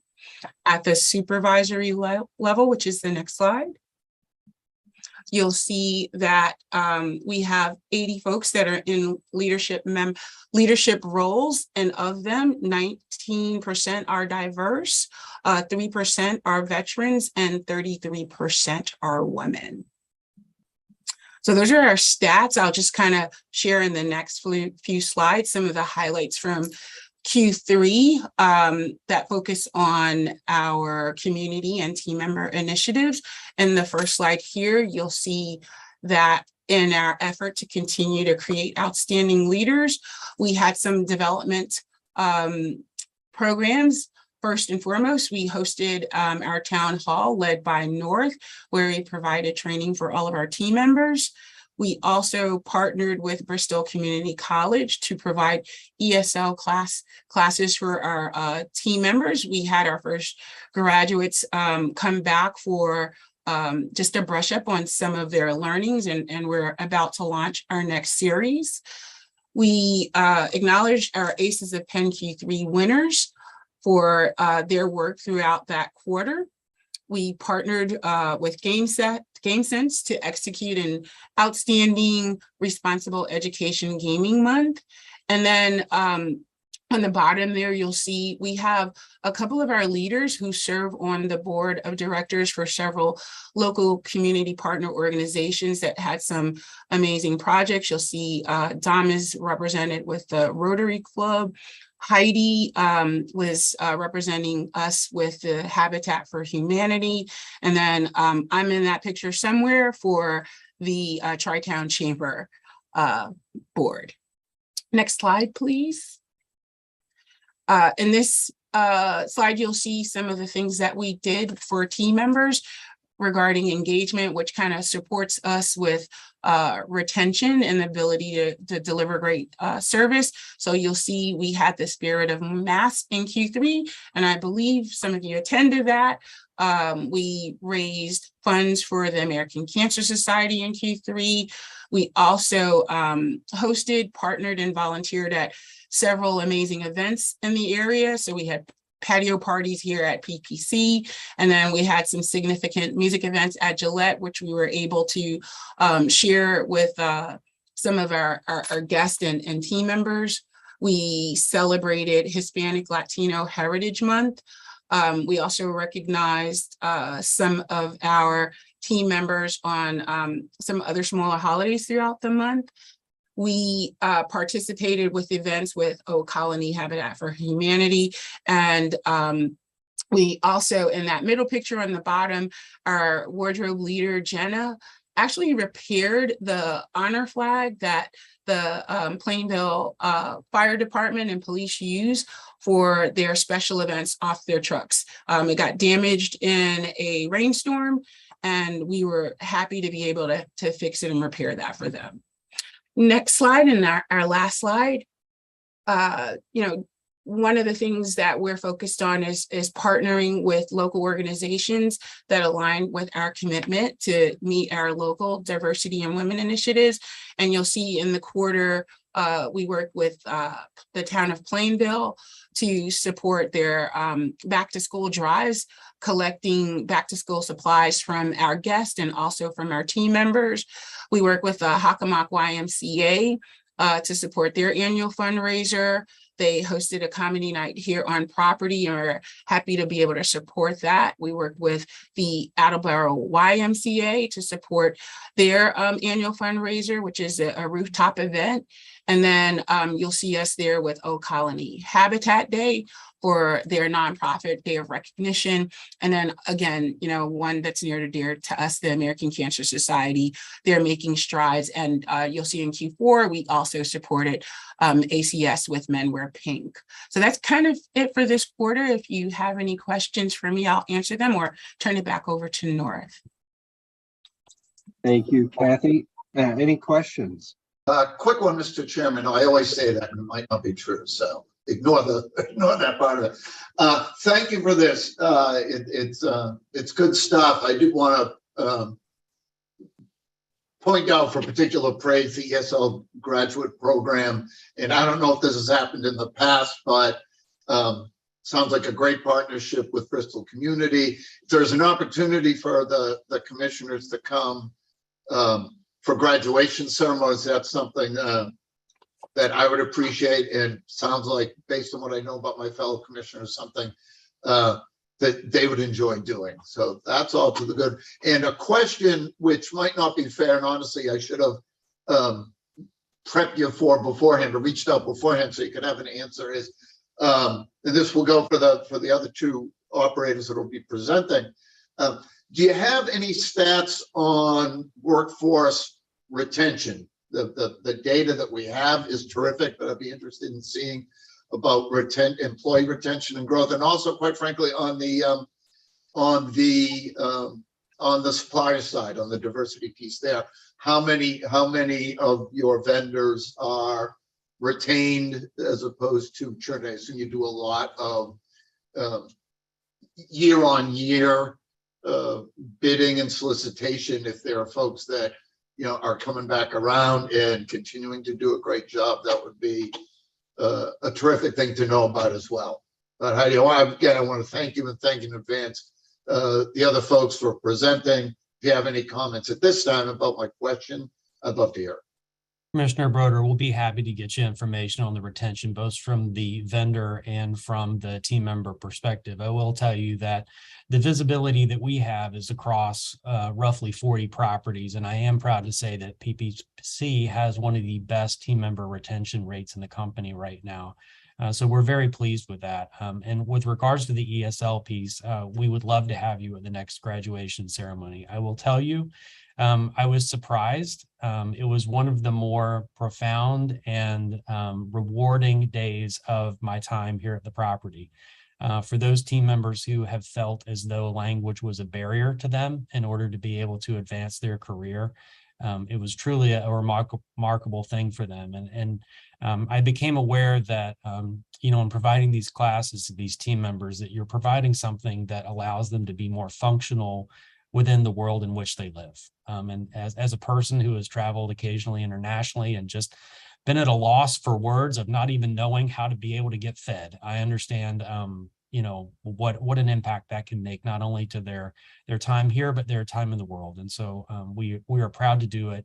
We're so excited for them. And the emotion on their face was unbelievable. I think almost every single one of them cried. And then it's like, they cried, so we were crying, and then we were crying because they were crying. And it was a great day. But we'll be happy to get that information to you as a follow-up. Yeah, I tell you, it's super important because a lot of times we, in whatever role we have, we deal in abstractions, right? We want to create a program, we want to make progress, but where really, where you really see the impact is in that personal story, that personal experience, having recognized that this stuff matters, and to see the tangible change that a particular person and their family, because it ripples out, that impact is so huge, and the opportunity to be able to share that with them and then kind of be ambassadors for that good work is important and very much appreciated for sure.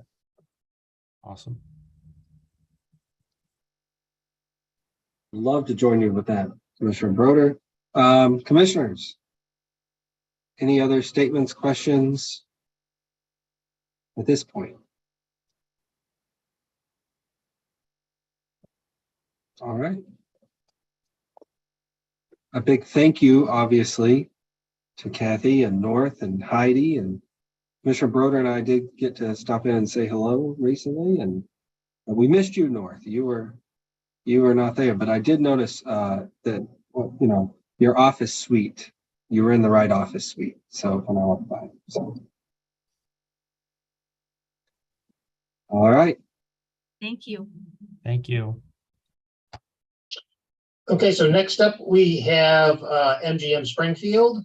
And I think we're joined here. I see Dan Miller lit up his screen, and I believe Gus Kim as well, and Arlen Carvalho and Beth Ward from MGM Springfield. So I think I'll turn it over to Gus to start. Thank you. I appreciate that very much, Joe. Good morning, commissioners. Good morning, Chair. Good morning, everyone. First of all, I wanted to congratulate Commissioner Chair Maynard on his official appointment as the permanent chair. So congratulations on that. And also want to welcome and congratulate Commissioner Broder for joining the commission. You were out here a couple of weeks ago to Western Mass, and I was not there. I apologize, but I look forward to meeting with you and working with you going forward. The pleasure will be mine, absolutely. Yes, sir. And as always, we appreciate the opportunity to come before you and present our Q reports. And so without any further ado, I would turn it over to Arlen for our financial report. Thank you, Gus, and good morning to everybody. I will go ahead and get started taking us through our gaming revenues for the third quarter. Dan, if you go to the next slide. We're 68.2 million, and we generated 17 million in taxes. And the next slide, you'll see that our year-to-date total gaming revenues are 136 million, generating 34 million in taxes. Our sportsbook had a loss of 1.2 million, no taxes. BetMGM generated 10.5 million in revenues and 2.1 million in taxes. Our lottery sales for the third quarter were 411,000, and they were up 10% over the same time prior year. And our year-to-date sales are 1.2 million, and they're up 4% year over year. Our total diversity spend for the quarter was 1.2 million, or 18% of our total biddable spend. Our total local spend was 43% of total biddable, or 2.9 million. And our total spend within the state of Massachusetts was 3.5 million, or 47%. And in the next slide, we can go over some of the highlights of our procurement efforts. We attended the NEM PM show in Massachusetts in September. as well as the Andrews Matchmaker event in Connecticut. We are part of GNE MSDC, and we attended the Business Opportunity Conference. And as well, in talking about retention of our vendors, we also had a visit with Park Cleaners, who has been a vendor that has been with us since day one and has been growing the business with us. And so this was a visit just to make sure that we kind of continue that relationship, make sure that they're still having all the resources and all the needs. And in talking about vendor retention, most of our diversity vendors, once they're in, they kind of stay with us. The only reason why they wouldn't would be if for some reason that service is no longer needed, and just changes in businesses. But our efforts really have been in growing more diversity vendors to work with us. So once they're in, we try and keep them in as long as we can. So no issues there. And then back to you, Dan. Thank you, Arlen, and good morning, Commissioners and Chair Maynard. So delivering on compliance today, at least we're starting on the left side of the table, we can see the decline in the number of those who are able to access the gaming floor and then be removed before gaming. Although we did have sort of an outlier in July, the number who gamed, it was totally 3 instances. Sadly, one of them was 3 individuals that got onto the floor, were able to place money in a machine and play for 2 minutes, but then were removed after that 2 minutes. And by a similar token, the 2 in August were 2 twin brothers that managed to get on the floor at the same time. So in each of these, it's less instances, even though the number of actual underage is slightly higher. And one of the individuals during July was that 3 hours and 44 minutes was a 20-year-old male who gained access through one of the gaps in the rail and played at slots solely for that time period. No alcohol was drunk during that time period.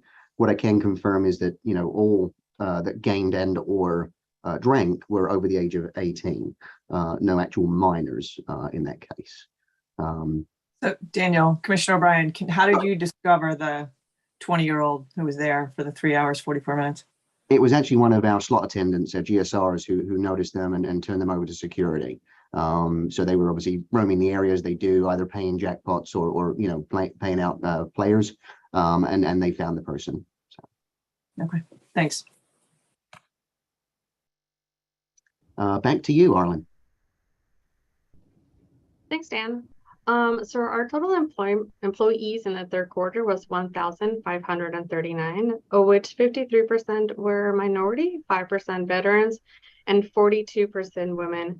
And in the next slide, I would like to highlight some of the efforts from our workforce and hiring team. We are big partners with the Holyoke Community College, with the commission was able to visit last month, I believe. They're one of our biggest partners for hiring. We also had the UMass Amherst Hospitality Leadership Team come, and this is a group of students that come on property. They tour the property, and then they get an opportunity to have a kind of panel discussion with leaders at the property, in which we kind of discuss our different career paths, opportunities. We also attended the Dress for Success graduation and luncheon. This is a great partnership. Not only are we involved with them as a workforce development, but many of us are actually mentors within the organization. I myself am a mentor. I'm very excited to get the opportunity to do that. We also had employee networking group resumes in which we review resumes. This is also for our internal team members. So we're promoting development within the property, as well as participating in the Western Massachusetts Employment Collaborative. And then back to Beth, I think. Thank you. Hi, everybody. Great to see you on what is a very snowy day out here in Western Mass. The sun is shining, as you can see behind my back, but we got a couple 3 inches, which has been great, but great to see everybody. As has become tradition, I'm fortunate to be able to present to you what we here at MGM Springfield have been up to when it comes to community engagement. Q3 was a very busy one for us, although let's be honest, I'm always very proud to report to you that year in, year out, quarter in, quarter out, we do such a great job. Our team does such a great job when it comes to community engagement. So let's jump right in. So much to cover, starting with back to school initiatives. including filling 500 backpacks to donate to local students in need. Continued water donations as we do year in, year out in those warmer months to local organizations such as you see in the picture Square One and the Springfield Boys and Girls Club. And we always like to do a little special activation at Square One. We did a bubble day, so we try to make it fun for the kids as well. We continue to work weekly with our local food pantries, serving over 1,800 meals. We're very proud of that, that our team gets there every week to various local food banks. It is something that you know, a lot of us here treasure, and especially this time of year. Once again, we supported and participated in the city's massive Puerto Rican parade. That was followed by an event that we sponsored once again on our MGM Plaza. It's called Salsa Salpa Fuera. It is the after party following the parade. It's a festival celebrating Puerto Rican culture with music and food. Lots of salsa dancing, myself and many of us included. Admittedly, we weren't great, but everybody else was, and we had a great time. Bottom right, you see our continued partnership with Habitat for Humanity. MGM Springfield not only donating funds to Habitat, our longtime partner, but also donating our time once again to help build a home for a local family in need. We also put Louis Theros to the test, found out that he actually knows his way around a power saw, so that was fun. All right, on the next slide, our volunteers spent the day this past fall cleaning up a local park. That is a continuing partnership that we have with the city of Springfield, that we pick different spots with the city to be able to spend the day to help clean up, many of them located not far from property. School supply donations continued with back of house collections that went to the Springfield Public Schools to help students in need. Putnam Vocational School, not far from property, we're proud to donate gently used kitchen equipment to help their culinary program, of which we are very involved in that as well. On the special events front, in August, we celebrated our 6th anniversary. It's really hard to believe. We had a massive and groovy was our theme staff party that was so much fun and great to celebrate. In the middle and the bottom pictures from a major announcement that MGM Springfield was thrilled to continue our sponsorship of the fabulous Springfield Thunderbirds. 7 years we have extended our partnership, and we love the T-Birds and our relationship there. So excited to be able to do that and continue our relationship. We wanted to include the retirement of one of our most popular and beloved employees. On the bottom right, that is Essie. Essie and her partner, K-9 officer Amanda, are now together 24/7, very much enjoying retirement. So that was a nice little send-off we had for them. If we could go to the next one. To recap, we are so proud of our volunteer numbers. I say this so often, but I just wanted to encapsulate some of the highlights. The number of hours that our team commits to each and every quarter, each and every year, our community engagement efforts. Year to date, it is worth noting that we have surpassed the 2,000 volunteer hours logged, with more events planned through this month. We have Toys for Tots coming up. We'll have more on that coming up. Also, year to date, MGM Springfield has hosted, this is breaking news, that number should reflect 90 community events and still counting as we work towards the end of the year. And there you see spelled out one sheet, just looking at some of our Q3 community engagement highlights that we are again so proud of. All right, let's move on to Q3 entertainment. I'm excited to present what we've been up to when it comes to providing world-class entertainment in Q3. Let's start with the Mass Mutual Center. MMC hosted Maroon 5 in July. By all accounts, a fabulous show. So that was great excitement for not only Mass Mutual and MGM Springfield, but for all of downtown Springfield. It was hopping that night, and just a fantastic evening.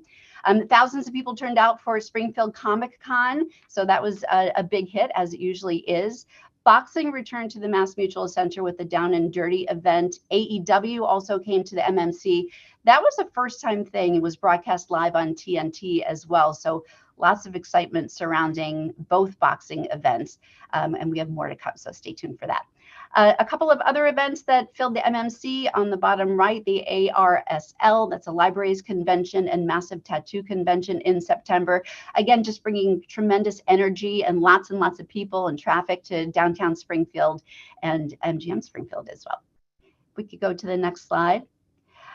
Just a few upcoming events worth teasing for Q4, including the annual Festival of Trees that's happening right now. As a matter of fact, as we speak, we have volunteers over there. It draws thousands of people. MGM Springfield also supports this event with volunteers, and I might note with donations as well.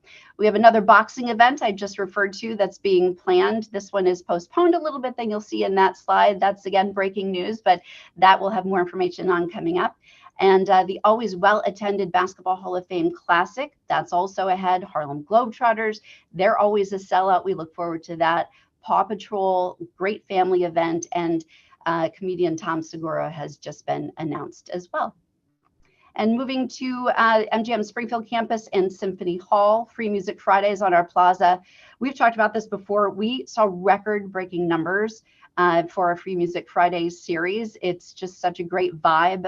Tribute bands that come, and it's packed, which is great. Not only, again, this is a theme, but not just for MGM Springfield, but also for downtown. This just in, also, we plan to bring Free Music Friday indoors once again this winter. You'll recall this is something that we've done in the past, but we intend, based on the incredible success, to bring that free event inside as well. The canceled podcast that was live at Symphony Hall, complete sellout. Roar Comedy Club and our historic armory, that continues to kill it with packed shows every weekend through Q3 and beyond. It's such a great event that people come to out on the plaza. Meatloaf with American Idol winner Caleb Johnson, that packed the show in our Aria Ballroom, as did Killer Queen. That's the Queen tribute band. They always are incredibly popular here on property. And again, just a little tease on highlights of Q4, which we will go into more when we meet again.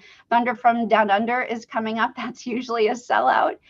Illusionist Michael Carbonara, that was a huge hit. My not so easily impressed son went to that as well and was amazing. Christmas in the Air, that is just ahead. Aaron Lewis of Stained fame, he is an artist from right here in Western Mass. He's coming to Symphony Hall. Swan Lake, that was just last night to a packed crowd.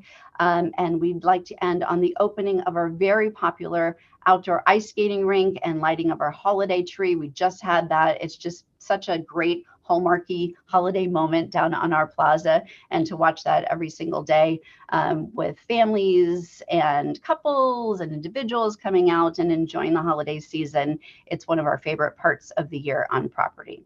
So with that, I would like to thank you so much. Beth, I'm not going to make you go through every show and detail everything that every show is. Mr. O'Brien. Just wanted to say, Beth, really glad that the ice skating rink is coming back. Happy to hear it. I know everybody really enjoys that. My favorite too, selfishly. And it just so happens that typically every year, at least we have at least one proposal that happens during this winter season by the tree and the ice rink. So we haven't had one yet, but we look forward to hopefully being a part of somebody's wonderful event. So, or some couple's wonderful event. And then what do you guys do when you realize you've got the proposal? The whole team. Yep. Beth, I'll pass it off to you. Yes, the whole team, all of us, a lot of times they'll kind of tip us off in advance, and we just love to make it a big experience. So the whole team comes out, whoever's available, and we make it a big deal. It's so much fun. Like at TGI Fridays, everybody goes out and sings Beth, I can add a little. We coordinate to make sure the snow machine is going off at the right time. There is a screen in the back we can put out pictures. So the whole team gets involved, and we try and impact it as much as we can. Oh, that's great. Well, I'll jump in. It's great to see everyone from the MGM team today. I have a comment, and this really applies across the board, and I regret not addressing this specifically when PPC was up, but I do see that there are a few of them still on the call. Huge shout out to you for your community outreach and relations events. I think you set a really high bar. Just again, this is across the board. All of our Category 1 licensees, I think you do a phenomenal job in driving those messages home as to how important it is to give back to the community and creating the space for employees to do their part. So I appreciate that. It really is one of the highlights of the presentation for me. So thank you for that, and keep up the good work. And I would be remiss if I didn't address it and give it the due attention that it deserves. Commissioner thank you, Skinner, thank you. Yeah.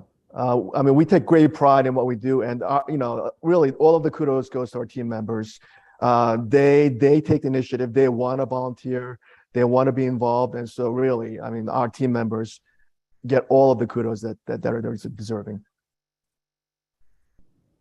Mr. Chairman, one of my passions is vocational ed, so I don't want to see our conversation go by without mentioning your equipment donation to the culinary program. That is tremendous stuff, and it doesn't necessarily have a direct benefit to your business, but super important to the community.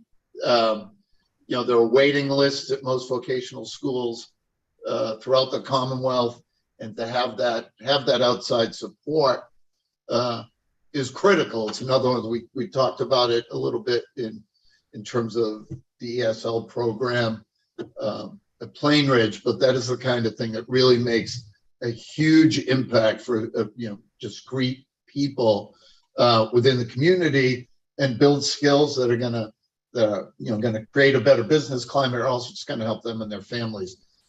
So thank you for doing that. And one minor presentation point, maybe this is for you, Beth.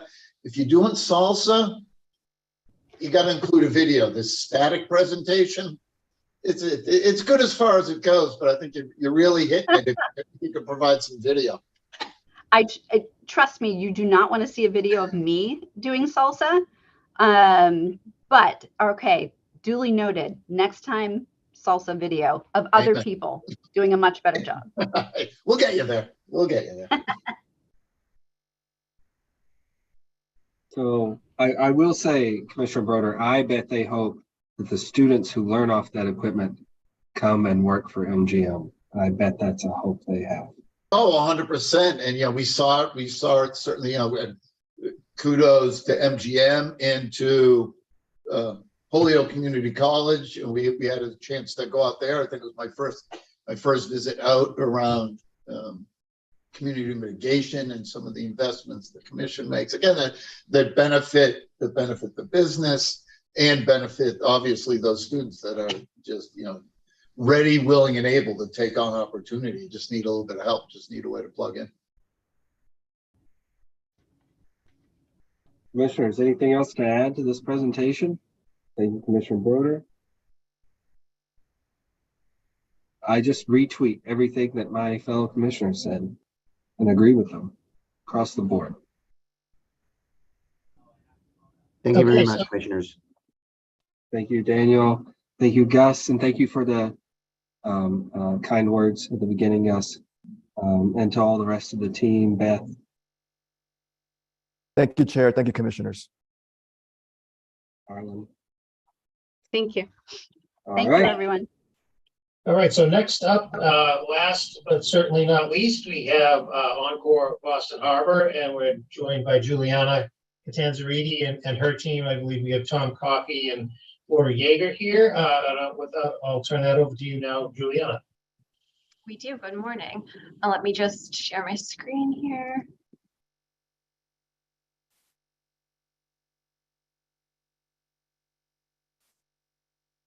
Okay, everyone can see me. Good morning, Chair, Commissioners. Thank you for your time this morning. As Joe mentioned this morning, I'll be joined by Tom Coffey, who you're all familiar with, and also someone who I think is a new face for the Commission, but it's actually her 2-year anniversary today, our VP of People and Culture, Laura Yeager. I'll more formally introduce her later in the presentation. So beginning with gaming taxes, revenue, and lottery sales. During Q3, we had a gross gaming revenue for table games of about $80 million, about $104 million for slots, for a total gross gaming revenue of about $184 million. This resulted in about $46 million in state taxes being collected. Here we have the year-over-year comparison and the to-date totals. For sports wagering, we had a monthly win of about $1 million, which results in $156,000 in state retail taxes collected. As for lottery sales, for Q3, we had about $950,000 in lottery sales. And here we have the year-over-year comparison. So moving on to workforce, I think Lori will speak briefly on retention when she joins the presentation. But at the end of Q3, we had a total of 3,458 employees. 73% of those who specified identified as minority, 2% were veterans, and 45% were women. And here we have the breakdown for supervisors and above more specifically. So moving on to operating spend, our total discretionary spend amount was just under $18 million. Of that, 15% was spent with minority business enterprises, 1% with veteran, and 13% with women business enterprises. Just to highlight some of our local spending, about $2.2 million was spent in Boston and also in Everett, and about $10 million statewide. So now I'm going to have Tom speak with us about compliance. Good morning, Commissioner and Chair Jordan. Thanks for having me today. So we reported 16 minors. It's actually 15 underages and 1 minor on the gaming floor during Q3. Of those, 3 individuals gamed, and 1 of those same individuals drank alcohol. There was 8 of our actually underages that wound up on the floor. 4 of them wound up going through the Red 8 entrance, which we've had problems with in the past, which we solved that problem. There's been some change in management, so we're going to tighten that up. Anyone familiar with the property knows that Red 8 is facing the gaming floor. We have a problematic door that we tried to work with the city on. It's a Black Tier Lounge door, which has a push bar from the outside into the gaming area. That is a fire safety issue, so we're not able to mitigate that. But again, we have alarms on that door. It takes us a little bit of an effort to track somebody once they get through the door, because they usually try to blend into the gaming floor somewhere. So those, and then we had a vendor who is allowed to be on the floor, but in that particular case, we hadn't made the proper notification, so we counted that as an underage on the floor. Of those 3 that were gambling, in anticipation of Commissioner O'Brien's question, there was someone on the floor for a lengthy period of time, and it was a female. The way we discovered that was there was an altercation, a verbal altercation up on one of the floors. Our staff went up with the GEU folks, determined she had a fake ID on her. We then did our due diligence on her in the casino here and found out that she had been on the floor multiple times during that 2-day stay. So we reported that. And Tommy, can I ask you how she got on the floor multiple times? Yeah, she was in possession of another person's ID, a fake ID. So Okay. she was ID'd. You know, obviously, the people that ID'd her Veritas thought it was legit ID. Yeah, So. yeah, it was absolutely a legit idea. It actually belonged Yep. to someone else. And then as a result of the interaction up on the floor and the IDing of her the fake ID was discovered as well. We said, well, she's probably been on the floor here. So we did some checking, and that's what we found. And can I ask you, the door, I know you've mentioned that before. I assume you've got a camera on it. So when you're talking about tracking them down, you're catching that. We do have a camera on there. Surveillance has a view on the floor up there, so there's some coordination there. A little telephone game sometimes, but we are able to track them down. Sometimes it just takes a little while. We did try to get Everett to agree to change that door on a couple of occasions. We had the fire department out here, but they weren't going for it. And is there a peak time in terms of, is there worth putting a body on that door at certain times? There really is no peak time. We've had parents we had an instance. I didn't bring that up. As you know, we trespassed the parents. We had an instance of parents bringing their kids in there as well. It's really no rhyme or reason to it. So. Okay. All right. Thanks. You're welcome. And that's all I have for today, unless there's any question. Thank you, Tom. Any questions on this portion? I think you're good to go, Tom. Thank you, sir. Thank you. Thank you, Tom. So as I mentioned, today I also wanted to introduce Laura Yeager, who is our Vice President of People and Culture, to go through some updates on the people side of our business. So today, as I mentioned, I think earlier, Laura is actually Laura's 2-year anniversary with Encore Boston Harbor. We've been so happy to have her. And prior to joining this team, Lori spent several years as the SVP of Human Resources at Ocean Casino Resort in Atlantic City. So I'll turn over to Lori. Welcome to the public portion, Lori. Lori, you're on mute, I think, or we can't hear you.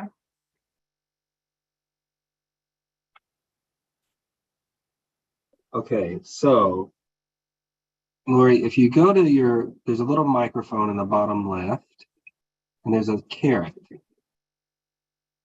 And if you hit that caret, you may be able to change your microphone settings.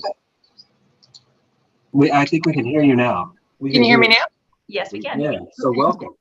That's fascinating. Thank you. Sorry for those technical difficulties. So, I have to make my first appearance with you memorable, so we'll chalk that up. Yeah, so anyway, pleasure to be here and celebrating my 2-year anniversary with Encore Boston Harbor. Very proud of the work that this team does.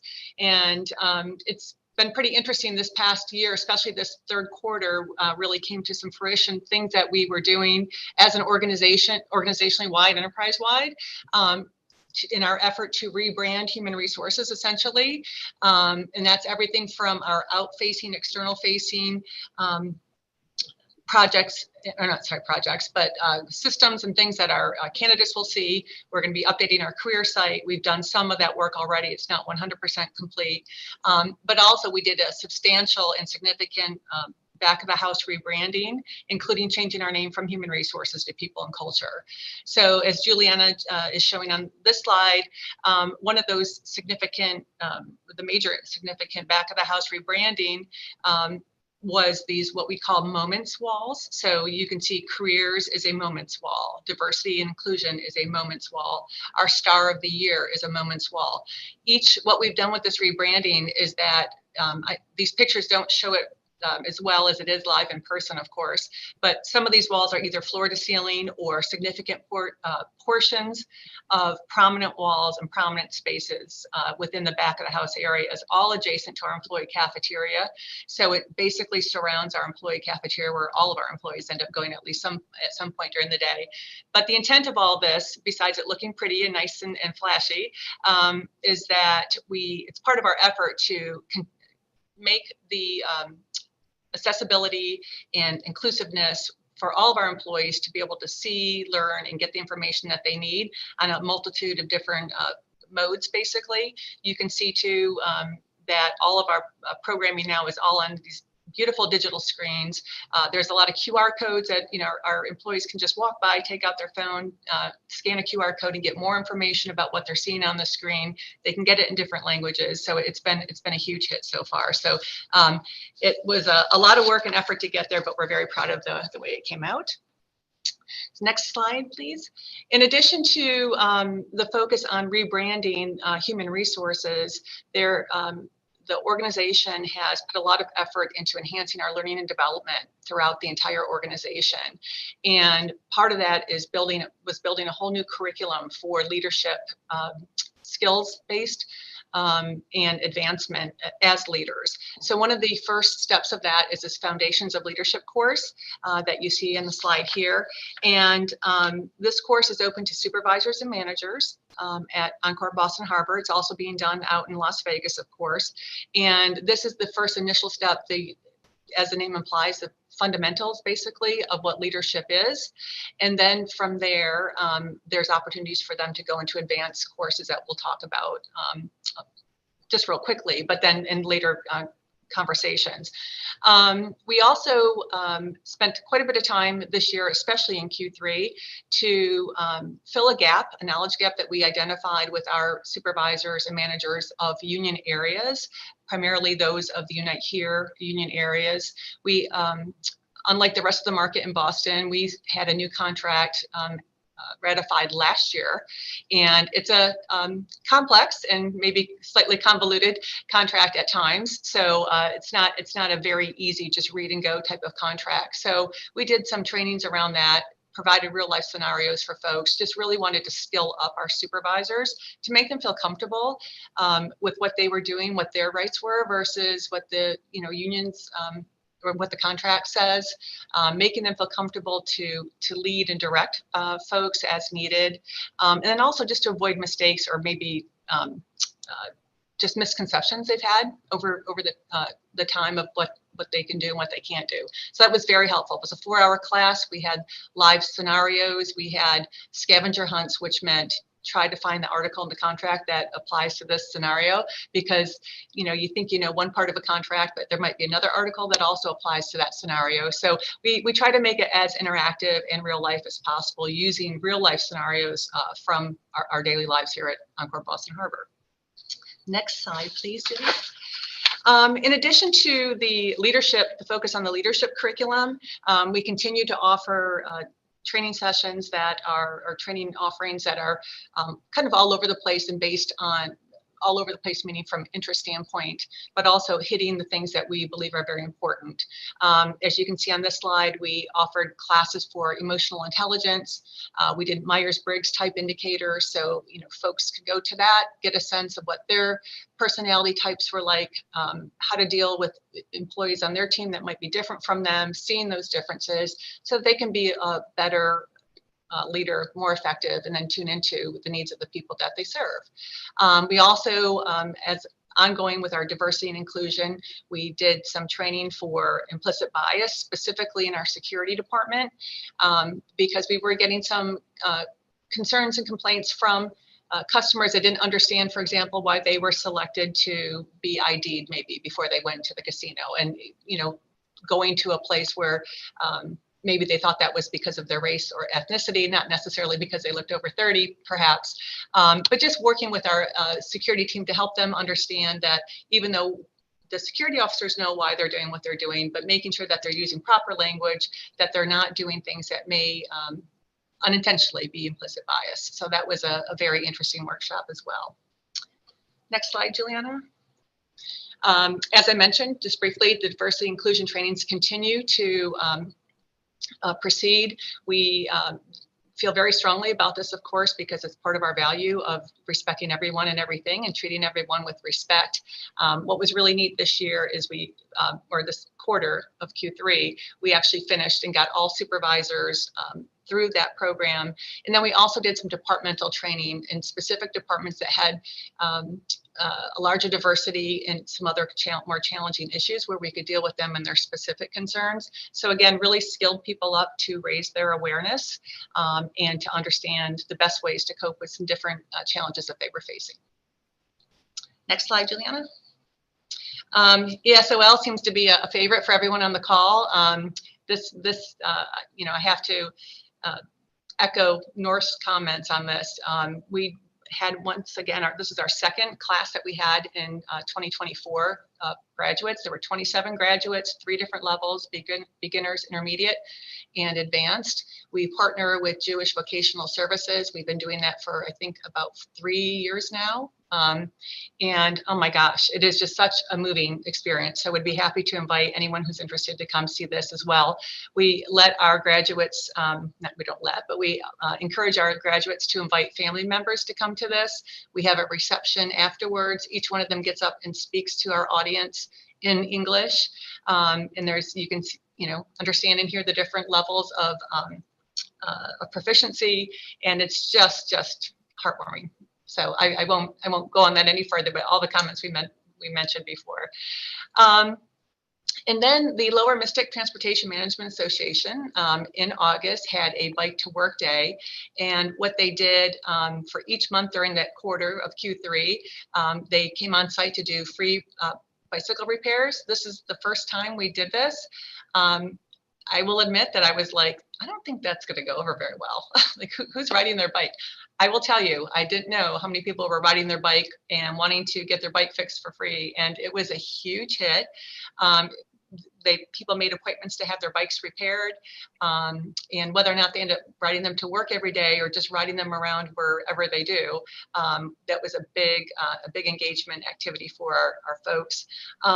And then they also had a chance to, win prizes and do different things, as you can see, once they brought their bikes in for repair. Next slide. As always, we continue to do our what we call compliance pop-ups. These are like little pop-up events in our back of the house, right by our employee cafeteria, so that we can continue to keep compliance first and foremost in people's minds. And what we will do is have different kinds of things. But in Q3, of course, we had a setup where we had compliance questions, random compliance questions. We had a spinning wheel. People could draw a question, or land on a question, I should say. If they answered the question right about our policies and procedures and some of our other compliance issues, they would win a $5 Dunkin' card. And I think most of you know we have a Dunkin' Donuts right in our property, and that is a fan favorite to get a $5 Dunkin' gift card. So we did that in Q3. And then, like my colleagues have mentioned, we also celebrated Hispanic Heritage Month for folks of Hispanic descent that have made valuable contributions in our world and in our organization. Actually, we highlighted some of our employees that have done some fascinating things as well. And this example, the slides that you're looking at here, those were displayed on that diversity and inclusion moments wall that I showed at the beginning. It's very large, and it's very impactful to see this. So we had a cycle of, I think, almost 25 different folks that have added great contributions to us from the Hispanic heritage. Next slide. And to reinforce, as always, our values and our behaviors, we had a in the moment pop-up and golden ticket raffle. And what that actually entailed was just kind of a spin on leaders. If they saw their employees exhibiting one of our values, demonstrating one of our behaviors, doing something exceptional, they would issue them a in the moment ticket, like they saw them doing something right and good in the moment. Some of those tickets actually had a golden ticket inside of them, just like Willy Wonka in the Chocolate Factory. And if you had a golden ticket, you were able to win a prize, and we had some great prizes for folks. So it was very aspirational for people to focus on our values and our behaviors for the month, or I'm sorry, for the quarter at that time. And then another fan favorite, literally, is our Encore Pick'em football contest. So at the kickoff of football season, we do a huge kickoff event for people to participate in picking who they think is going to win throughout the football season. As you can see from the pictures there, we had a back of the house setup. You can see a photo op with a stadium backdrop. People were able to play cornhole and do some different things. We called it a tailgating pop-up.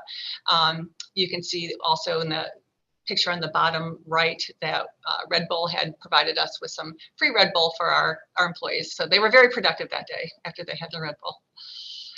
And I believe, oh yes, the 2020 on-site IMED, one of our moments walls and one of our rebranding efforts, which wasn't in the picture at the beginning with the moments walls, but is also focused on wellness and benefits.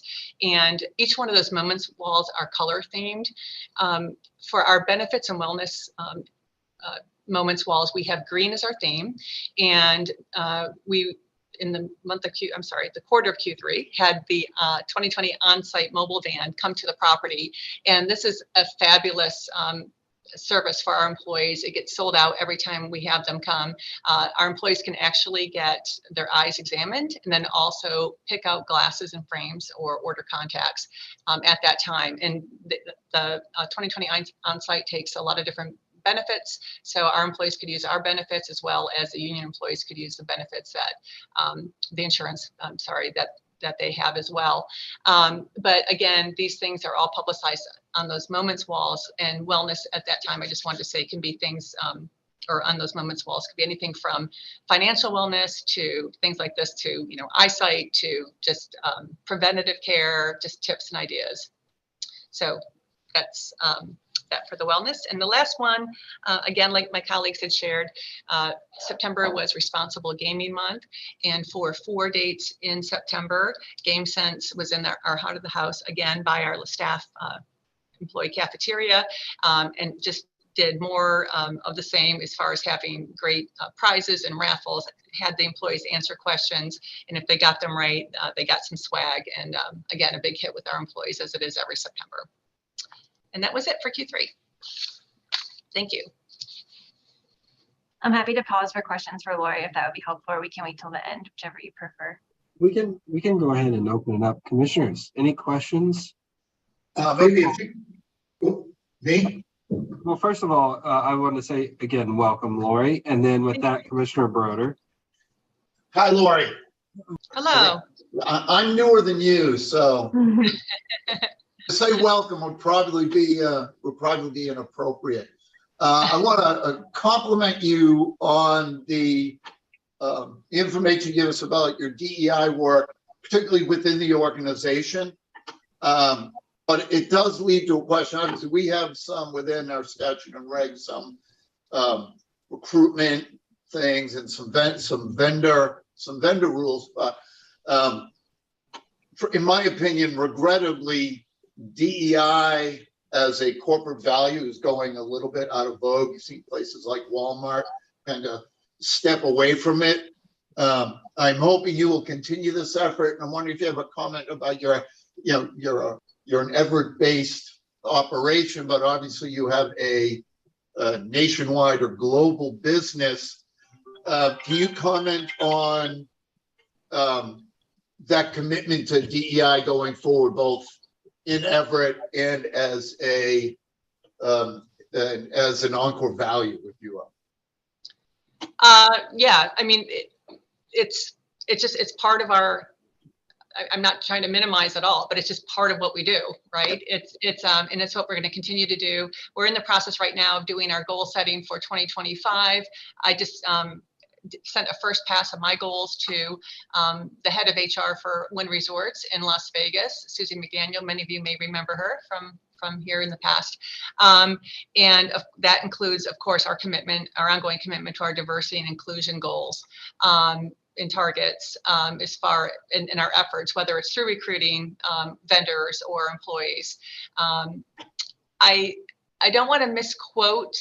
I'm going to throw out this number, but I don't want you guys to hold me to it completely because I'm just doing it from memory now. But at one point when we were doing our employee engagement survey last year, I think we counted that we had almost 69 different countries represented by our employees in our property. So it's just part of us, and it's, we're always very sensitive and alert to any departments that may be having some issues that are a result of either diversity issues, just lack of cultural understanding, things like that.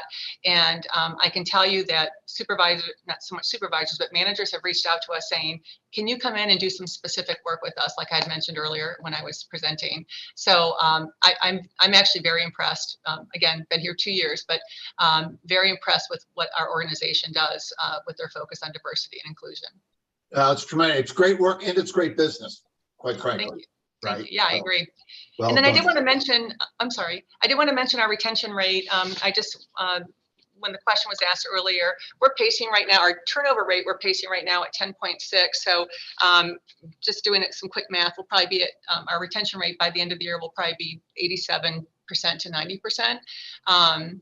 So we were pretty proud of that number as well. Yeah, awesome. And I just want to stay on a little bit on the vocational school theme, because I note that one of the things y'all do is provide school supplies to the Everett Public Schools. You may not know this, I suspect you do, because I know it's a strong partnership with the city. Everett's vocational programs are in-house at Everett High School, which is a little bit different than some of the other, like my community feeds into a regional vocational school. And I have had the opportunity in a past life to visit some of their programs, particularly their culinary program. It is outstanding, and I think it might provide opportunities for you, if they aren't already happening, to engage on that level with the Everett Public Schools, because they do some great work there. Yeah, thank you. And I would just like to add, if I may, in addition to, which I neglected to say, in addition to the focus on the learning and development, I guess, enhancement, really just getting some training for leadership that's really comprehensive and actually a curriculum. One of the things that we've enhanced is our online training portal, which in my understanding has been here for a number of years. But we've developed some great partnerships. And when you said the vocational schools, that sparked my memory. We've been able to get some partnerships that now on our learning platform that's available to all employees. They can do master classes. They can go through LinkedIn Learning. We had a pop-up which was in Q4, but just to give you an idea, that they can be part of, they got a Boston Public Library card so that they could have access to the LinkedIn Learning. We have Ruby, which is a culinary skills platform. So anyone that has any interest in that too, any employee, as long as they just register on our platform, which is all free, they just have access to tons and tons of resources. So I just wanted to share that there's been a big focus from our corporate team on learning and development, and I'm thrilled to see that as well. That's just what makes us makes us better. The ongoing commitment, as you know, is super important as opposed to, a one-off. And I know that some folks might think lesser of a virtual platform as opposed to an in-person platform. Yep.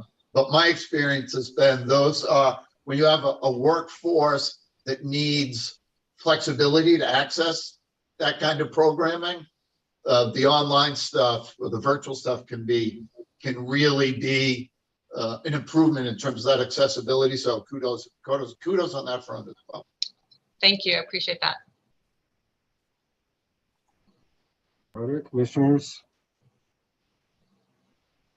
Anything else to add? Just thank you, Lori. Thank you. I appreciate it. Thank you. So just back to me for the last few slides. Here are our TRU contributions for Q3. Not surprising, Animal Rescue reigns supreme here with both the greatest number of tickets donated as well as the highest dollar amount. Our patrons also donated a substantial sum to the New England Center and Home for Veterans. And finally, to highlight some of our contributions to the community over the last quarter, our employees volunteered almost 2,600 hours of their personal time serving organizations such as the Pack Shack for Feed the Funnel, the Greater Boston Food Bank, the Mystic River Watershed Association, and the New England Center and Home for Veterans. What we also began, which I think personally is very cool, and I think our staff feels the same way about it, is a community outreach program with the Ronald McDonald House in Charleston. So what we're doing is essentially sending a chef there for a day, one per month, and the chef cooks for families at the Ronald McDonald House, but really involves the children and the families and the experience. So as you can see in this photo here, the kids are helping the chef cook.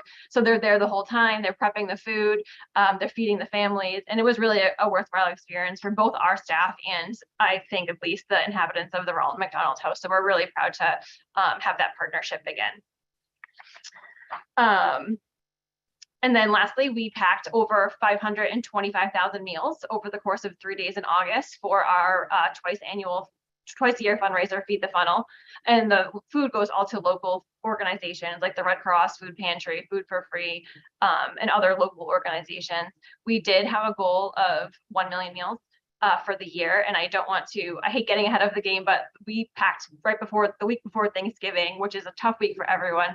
Our people came out and we packed well over 1 million meals. So we were really happy to be able to do that for the community. And we all love it here. We even have guests come and volunteer. So it's really a great 3-day event where people who touch the organization in all ways come to help out the local community. So it's really nice. And I'm happy to answer any questions that you may have. Seems like a good initiative. Commissioners, any further questions? All right. Thank you. Thank you. We appreciate it. Tell Jackie we said hello. Jackie is actually in Macau right now, but I will tell her that you said hello when I speak with her. Okay. Chief Delaney, I think you've got it. That is it for us. Yes, thank you. All right, and we appreciate you working with all the operators to set this up and get us going.